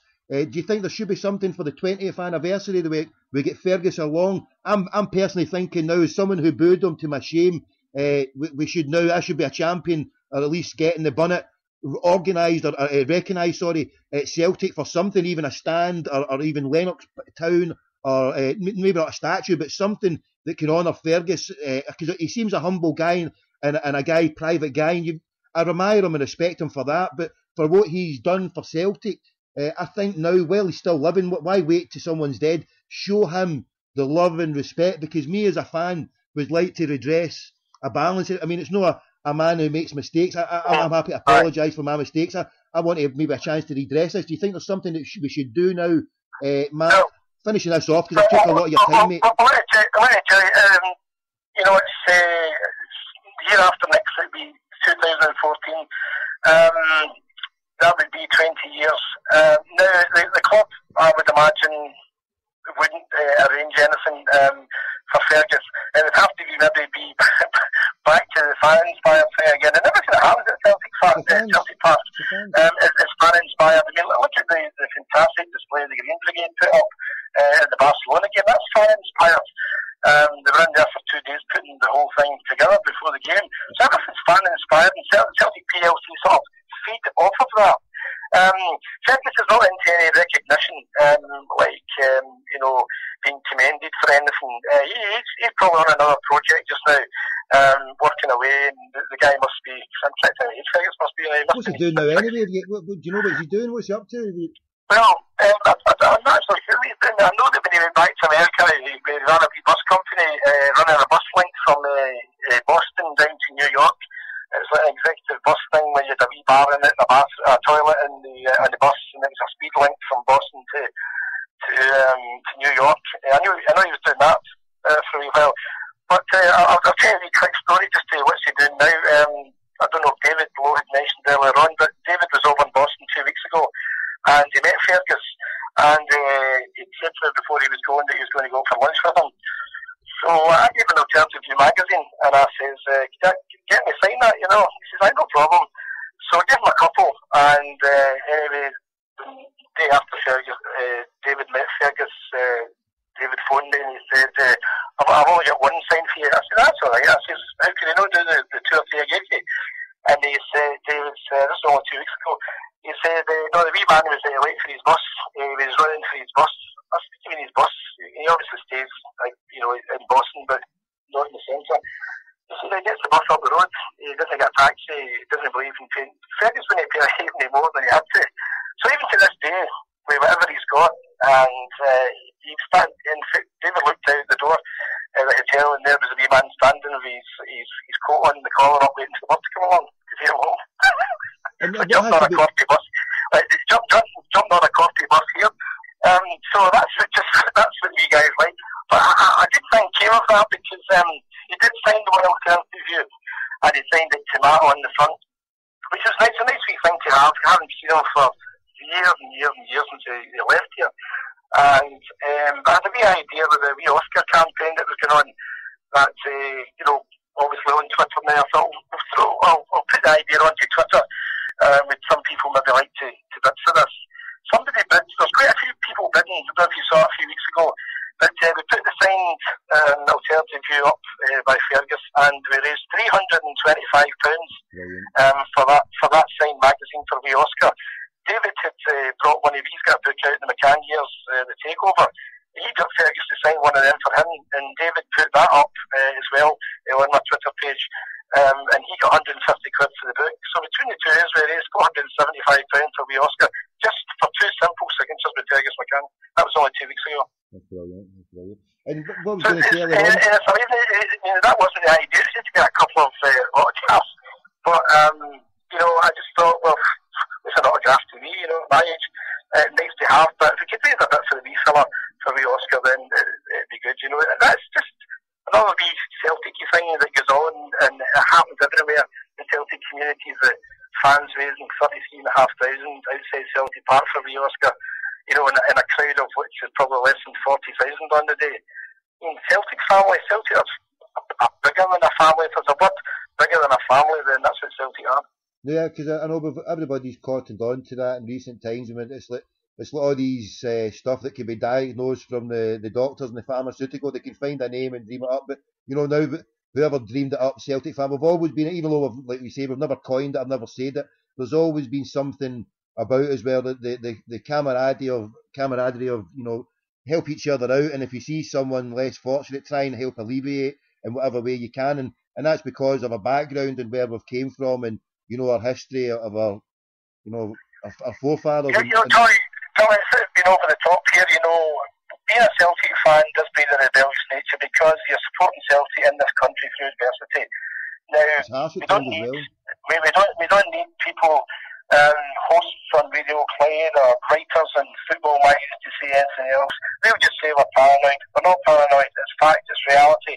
Supporting Celtic in this country and living here day to day. I live in Glasgow all my life. Living here day to day does make it difficult. Supporting Celtic, it does supporting any other team. And that's not being paranoid. That's fact. It's a fact. That's right. And going forward, this as a Celtic family community, and this, I mean, I feel this is one of the best years ever. That, you know, our bitterest rivals who have hated us are suffering. And I'm not happy in seeing them suffering the way they are. I wanted more, because what they have put on us and wished on us would be far more than what we would ever want for them. You know, they would. I mean, I remember. I can't remember what player it was. Was it McCoy or maybe Hateley?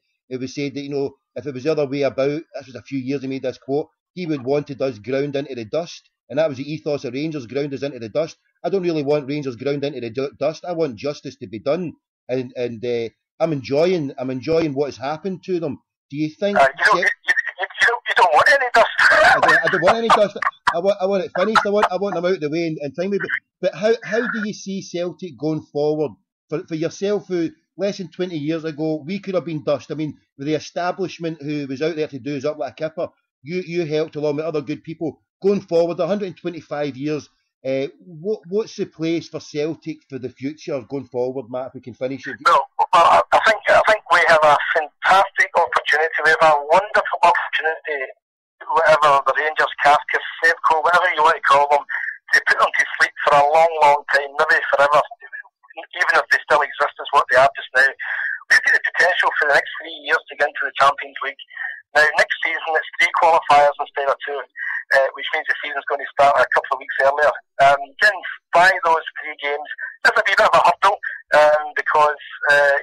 players are just straight off the back of not playing.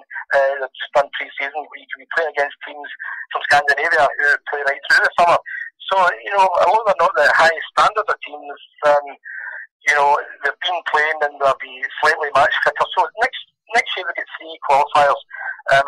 We will win the championship this year. I'm not saying if, we will win the championship. So therefore, we get into the Champions League. My estimation, I've been doing this in the magazine, working out what we've earned so far.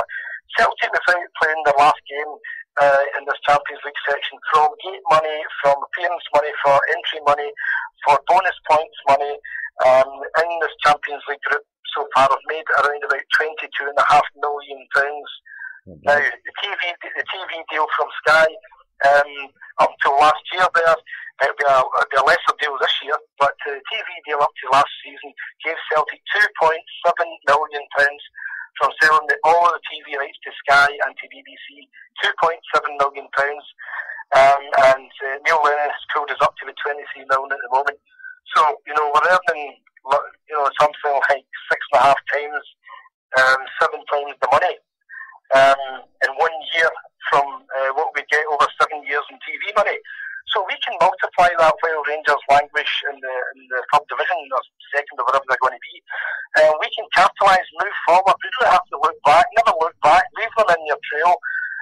Keep trying to earn big bucks in the Champions League and solidify Celtic Football Club, because we won't have to borrow for years to come. If we're to compare it to Rangers, they're going to have to borrow even to get a team to compete in Division 2. So I'm not saying that flippantly. No, I understand. The facts of the matter are they're struggling in Division 3 because these guys wouldn't get again for Rangers under normal circumstances. So they're going to have to spend money.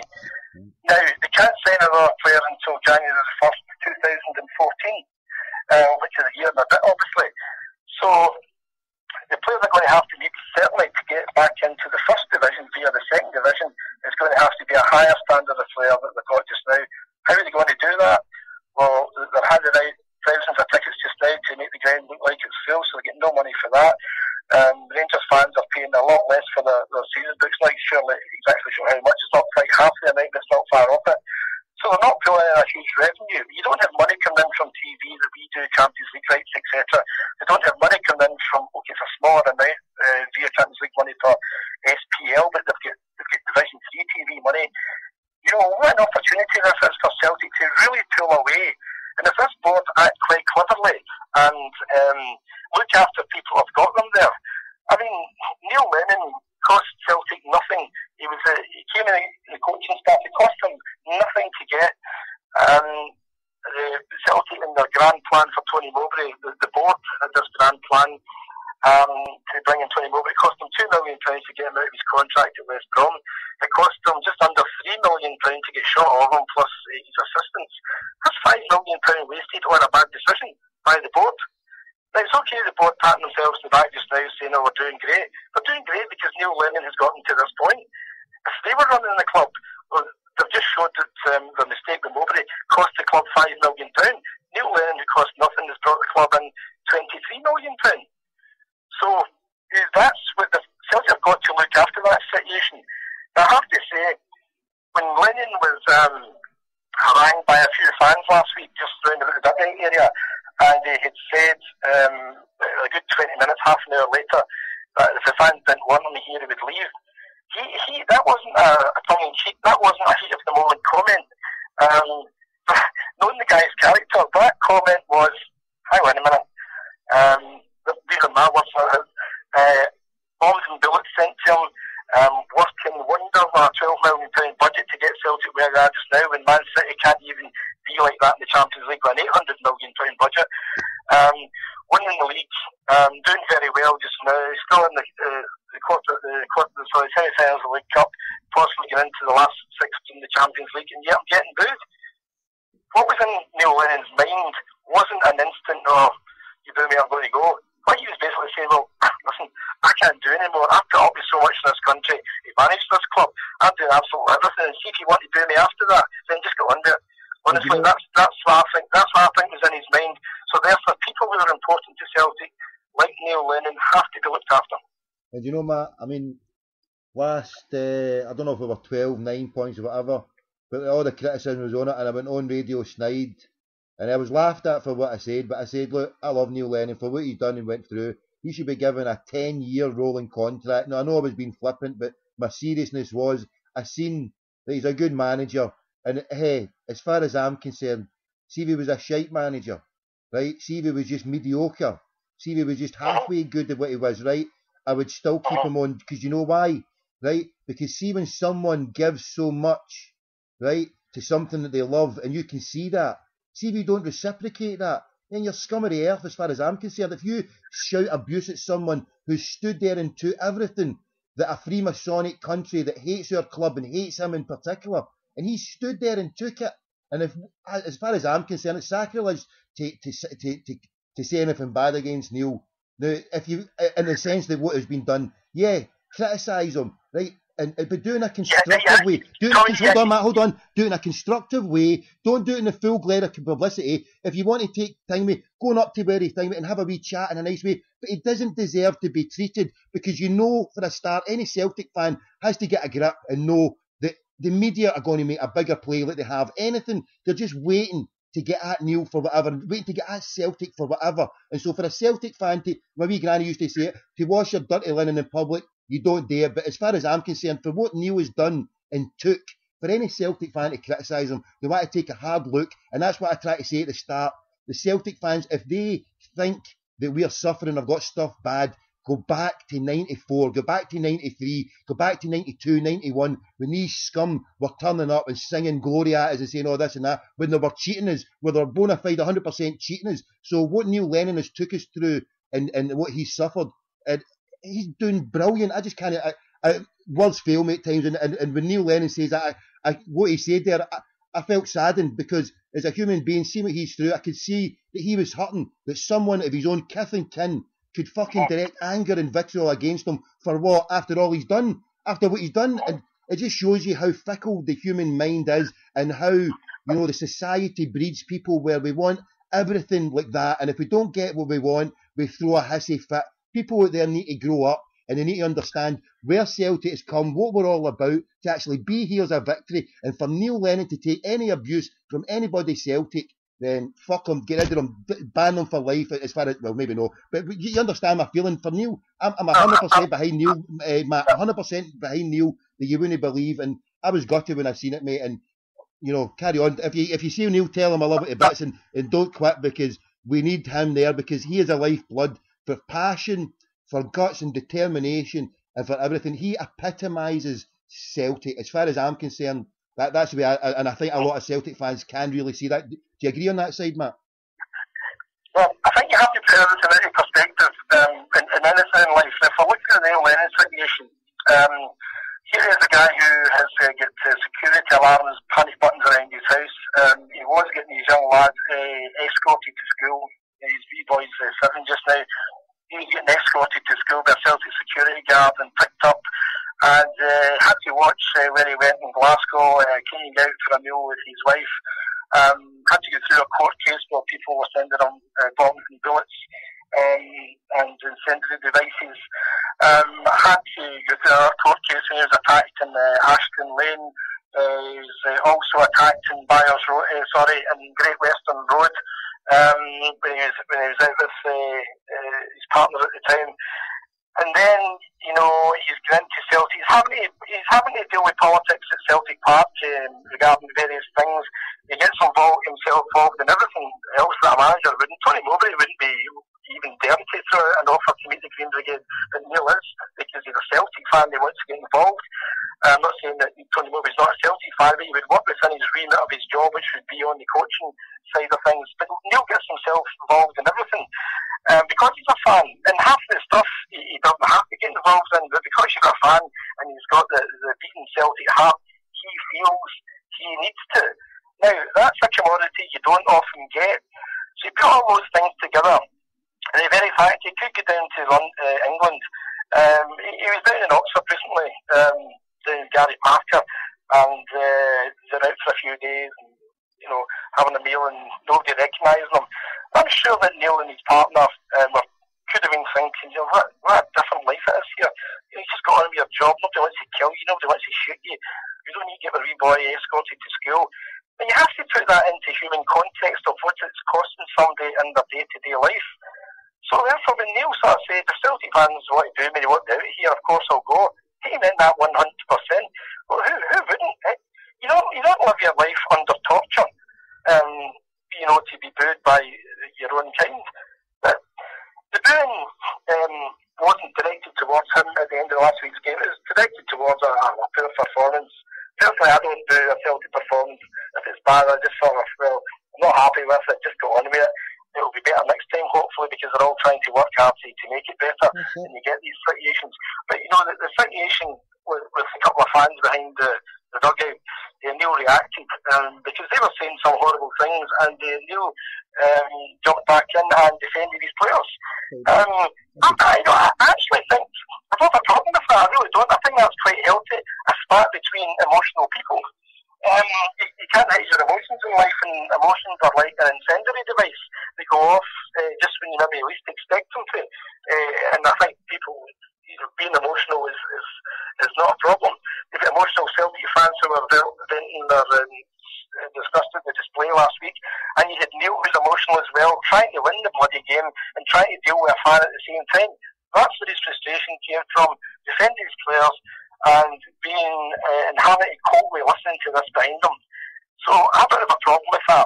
I've got a banter both ways, leave it at that. Of course, the press try to make 10 times more of it. We're always going to do that. As a journalist putting together the alternative view, I do buy all the papers because I have to scan and find out what's going on to be able to comment on it. You can't say, I don't read that paper, so I can't comment on that. If you're writing a football magazine, you have to read everything and give an opinion on it. And that's the ridiculous phone-in thing that they've got, the hotline or whatever they call it, in the Daily Record. I just saw the headline and it says, the fans are split 50-50 in Neil Lennon. I thought, it's the biggest load of crap I've ever... I didn't even read any of the comments, but I just looked at the headline. I thought, what's this all about? This is not representative. The Celtic fans that go on and flag Celtic to Hugh Keevins and that absolute idiot Gordon Dalziel and the smug Jim Delahunt. Celtic fans that go on that and slaughter Celtic to these guys, I just don't get it, to be honest with you. I don't understand why they do it. It is not helping Celtic. It is only stroking the egos of the panel on these programmes. And then they give them the next day and some of them get spots in the papers and they take the same attitude in. There's no 50-50 split in Neil Lennon. I'd probably say it's 99.5% for him right now. So, people that read certain things, they can read it if they want. If they want to take it on board as being truth and fact, that's their own responsibility. But they should be careful as to what they digest from the media. Oh, of course, I know, especially when the history that they've got, thieves and robbers, that all the wrong headlines that they've done over the time. But listen, Matt, you've gave us a good bit of your time. I'm conscious of that, mate, and you've even more than what you time. You've got stuff to do, so I'll let you go, brother, and we'll get you on again. It's good to. It's brilliant. Obviously, I'm trying to change tack. I'm sick of dealing with all the zombies and all that. So I'm looking to talk to good Celtic people to get the message out there. So any chance of Fergus McCann's number? Have you got his? No. I don't actually have it. If you spoke to David Lowe earlier on today, he'd have it. He's the man. He's the man. You've got his number, so you're happy there. And I do believe you've filed David Lowe's number just above David Murray's. I filed itself beautifully above it. Obviously, the L comes before the M, so we've got David Lowe. The L comes before the M, so... Yes, and at least he gave me he gave me an hour and 20 minutes chat, and this is probably an hour and 19 minutes and 55 seconds more than David Murray would give me, so yeah, and thanks to your good self for setting this up, Matt, and is there any other good Celtic players or fans out there, bloggers, I'm looking to interview bloggers and stuff, anybody that's out there, come forward and save me hunting down your number, as I'll be doing. I'll be going on to my spies at MI5 and all the things, because I'll be getting fed all these numbers. I'll be getting fed these numbers from the dark forces of the British society the old Queen spoke about, because there's people out to do up David Murray. At least that's my case. When I go in front of court, I'm saying a bona fide member. I didn't do it for money. I did it for the love of Celtic and to kill the jails. I work for the British establishment because they've fed me all these numbers. So without me going to the British establishment to get Fergus McCann's number, I'll go back to my good brother David Lowe and get it there. But no, if there's any Celtic players that you know or anything like that, pass on the good word. Tommy,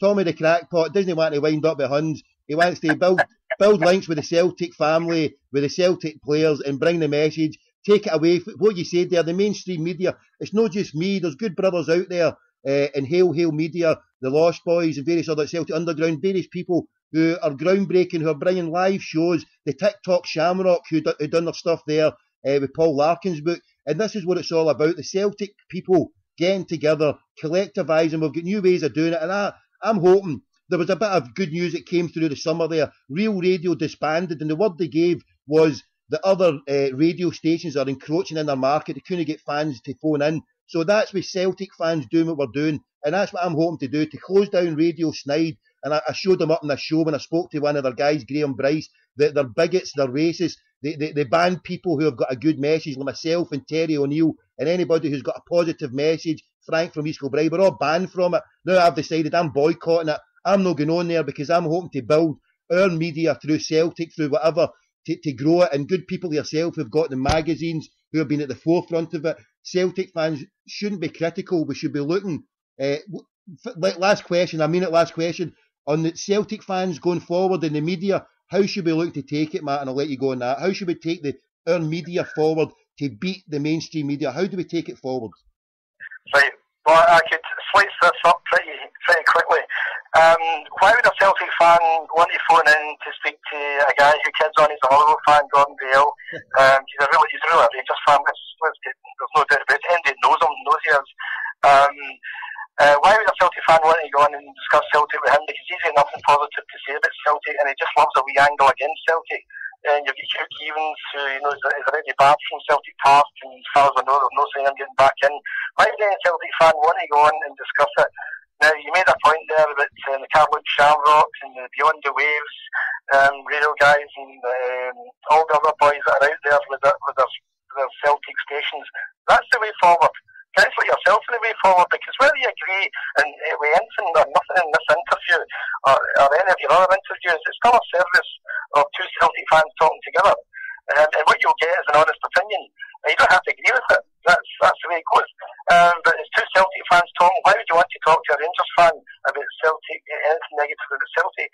So therefore, the TikTok, Hail Media, Beyond the Waves, Over and Over, the Carluke Shamrock, all these people, and if I've missed any out there, I'm sorry because I can't remember them all. No, but all of these mediums are Celtic guys who are doing great stuff. I was at the Paul Larkin thing about lunch on Saturday night there, and yesterday I took a bit of time out and I watched the Carluke Shamrock video of the whole thing and interviewing all the other boys that are doing similar talk stations with Celtic, and they're amazing. Right. I mean, so my message to Celtic fans would be, again, I'm asking, not saying it, but asking, is look at the people you're phoning in, and look at the people you could be phoning in.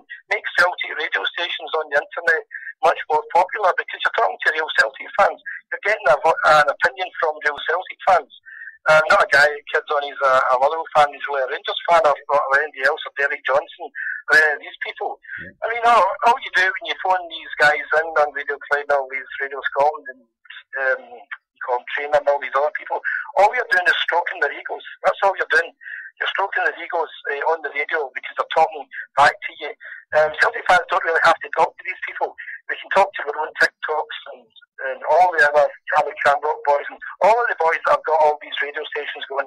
Talk to them. That's the way forward, because these things have all been breaking through these Celtic sort of radio stations in the last couple of years, Hail Media, etc.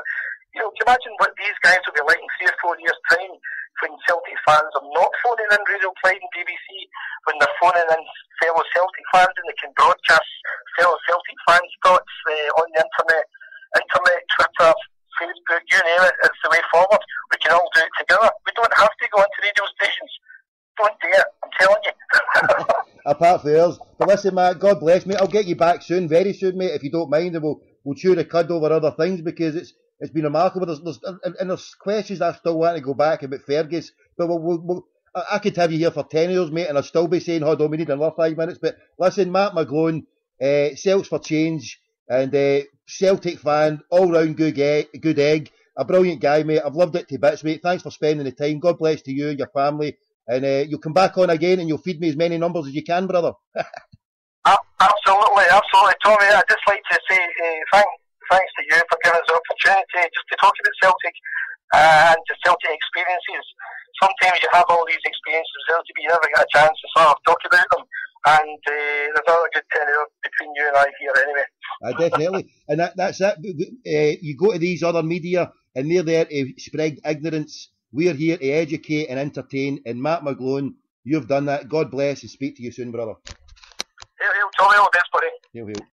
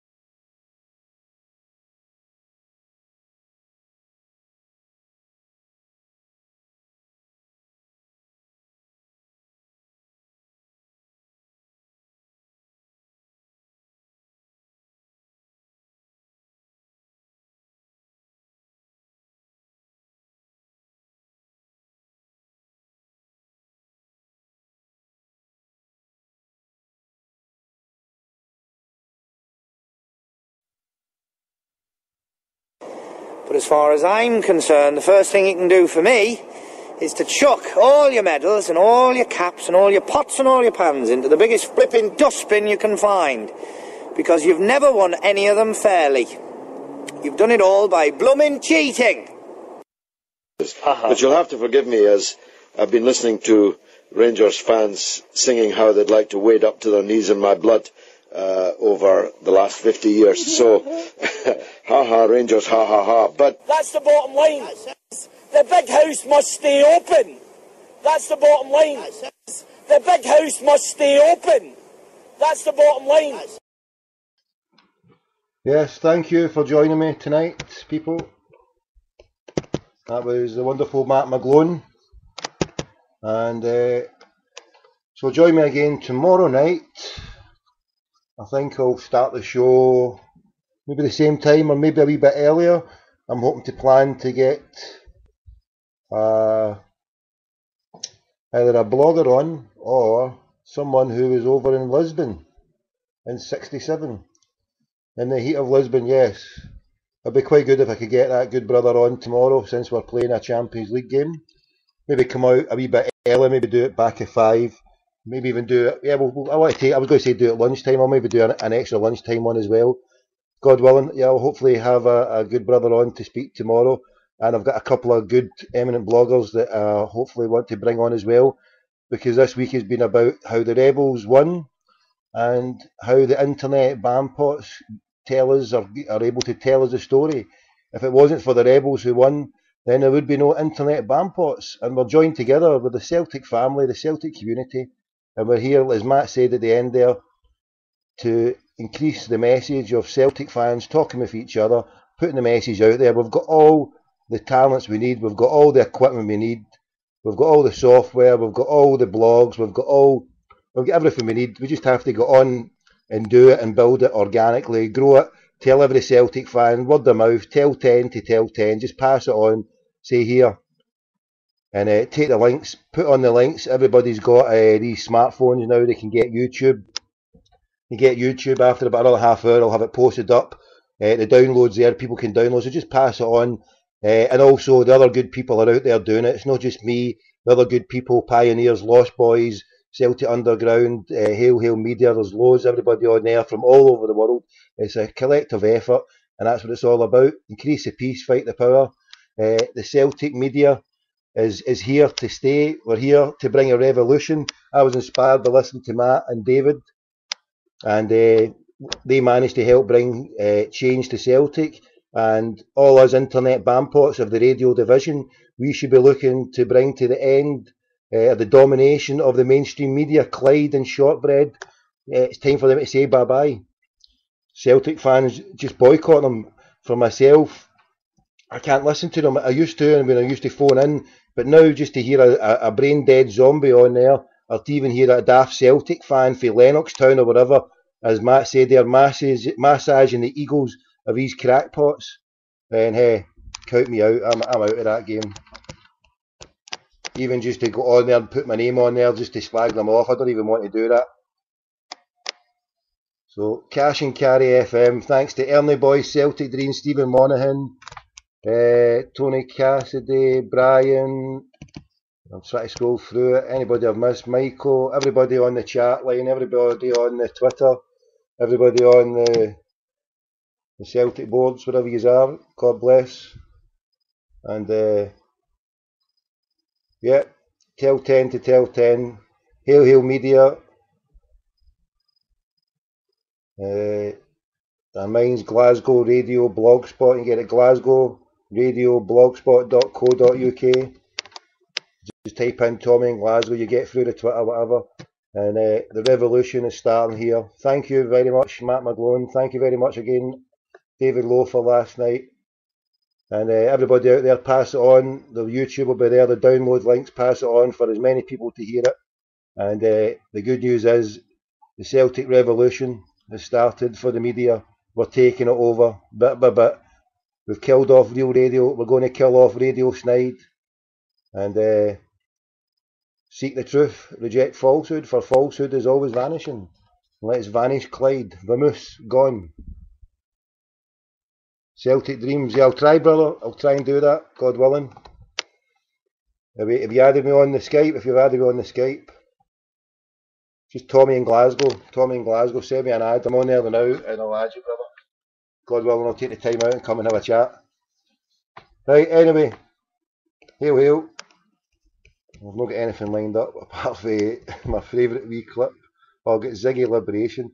It's a terrible recording I made of it. It's not the best one. The good brother, Ziggy Ricardo. Song he brought out, Liberation. Sorry for it. I'm going to get a better quality one. I'll get a better quality one. Sorry for the quality of it, but liberate your mind sums up exactly the message that we should be doing as Celtic fans. Liberate our minds from the mainstream media. Let's not be a slave to their negative message. Let's not be a slave to it. Let's create our own media. Let's create our own opportunity. Let's create our own revolution. Let's Celts fans for change in the media and tell everybody you know to tune in to all the Celtic podcasts to get the information there. And look at the future. Look what we've got. You can go on an Android phone, you can go on an iPhone, you can be listening in New York, or even some crackpots out in Toronto called Aurora, or, you know what I mean, we've got Chaz Duffy out in the Bronx, giving it yeehaw with all the homies out there. I hope you're telling every one of my homies out in the Bronx, the time when Tommy's on was at quarter past one NY time, Bronx time. Tell them their homie, their brother from another mother is on. So pass the word out from the Bronx to Toronto, from the Aurora Borealis up in the sky to down under. It's Crackpot McDougall, it's Fangitas are us, and it's good night from him, and it's God bless to you. Right, we'll do it up to a minute and 20. Right, here's Bilbo Ziggy. Hail, hail. Tommy in Glasgow. Tommy in Glasgow, Celtic Dreams. That's my Skype. Just Tommy in Glasgow. All joined up. Right, hail, hail, brother. I'll get you, don't worry, I'll catch you. I know where to find you, brother. I've got everybody's number. I've got Minty Boys. I've got everybody's, mate. If I've not got it, I'll just go to MI6. We'll track you down that way. Or we'll get David Lowe into the case, or we'll get Matt Mcglone. We'll get anybody. We'll get your number. Don't worry, we'll track you down. I'll find you, mate. Anyway, right, here, we're running out of time. Hail, hail. Speak to you soon. Liberate your mind.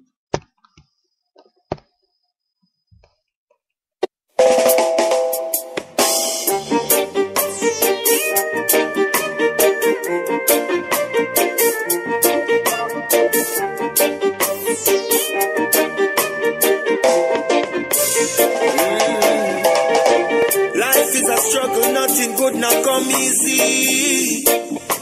Got to stand up for your rights now. There's no kink in life cycle. What is meant to be will be. Every eye will see your light now. Living in a time full of social injustice and iniquity. Every day we fuss and fight now. No powers of man can stop the fulfillment of prophecy. Them a go witness judge and might now. What them a wait to them so peace is not a possibility. War machine is what them like, yo. Starvation killing millions, tell me where's the generosity? Tell me where's the equal rights, yo? Mass political corruption, them call democracy. The working man I feel the bite, yo. Jah alone I praise to Babylon, me not gonna need. This is liberation of your mind, liberation of your soul, liberation of your heart, liberation of your thoughts. Free up your mind and walk. Yes, this is liberation of your mind, liberation of your soul, liberation of your heart, liberation of your thoughts. Free up yourself and walk. I now be little high integrity. I'm on a clown in a them system. Who bring the weapon them in a this society? Cause in a this city nobody not make them. See them selling their illusion of a people that's free. But debt is modern enslavement. To divide and conquer is their philosophy. Every natural resource them want take, yeah. Every ancestral bond them want break, yeah. In a Babylon ritual I not partake, yeah. And the most I will never forsake, yeah. Alright, liberate yourself mentally, let go the shackles and chains. Inspire some change, hey. They are in a crucial time, but still we got to maintain.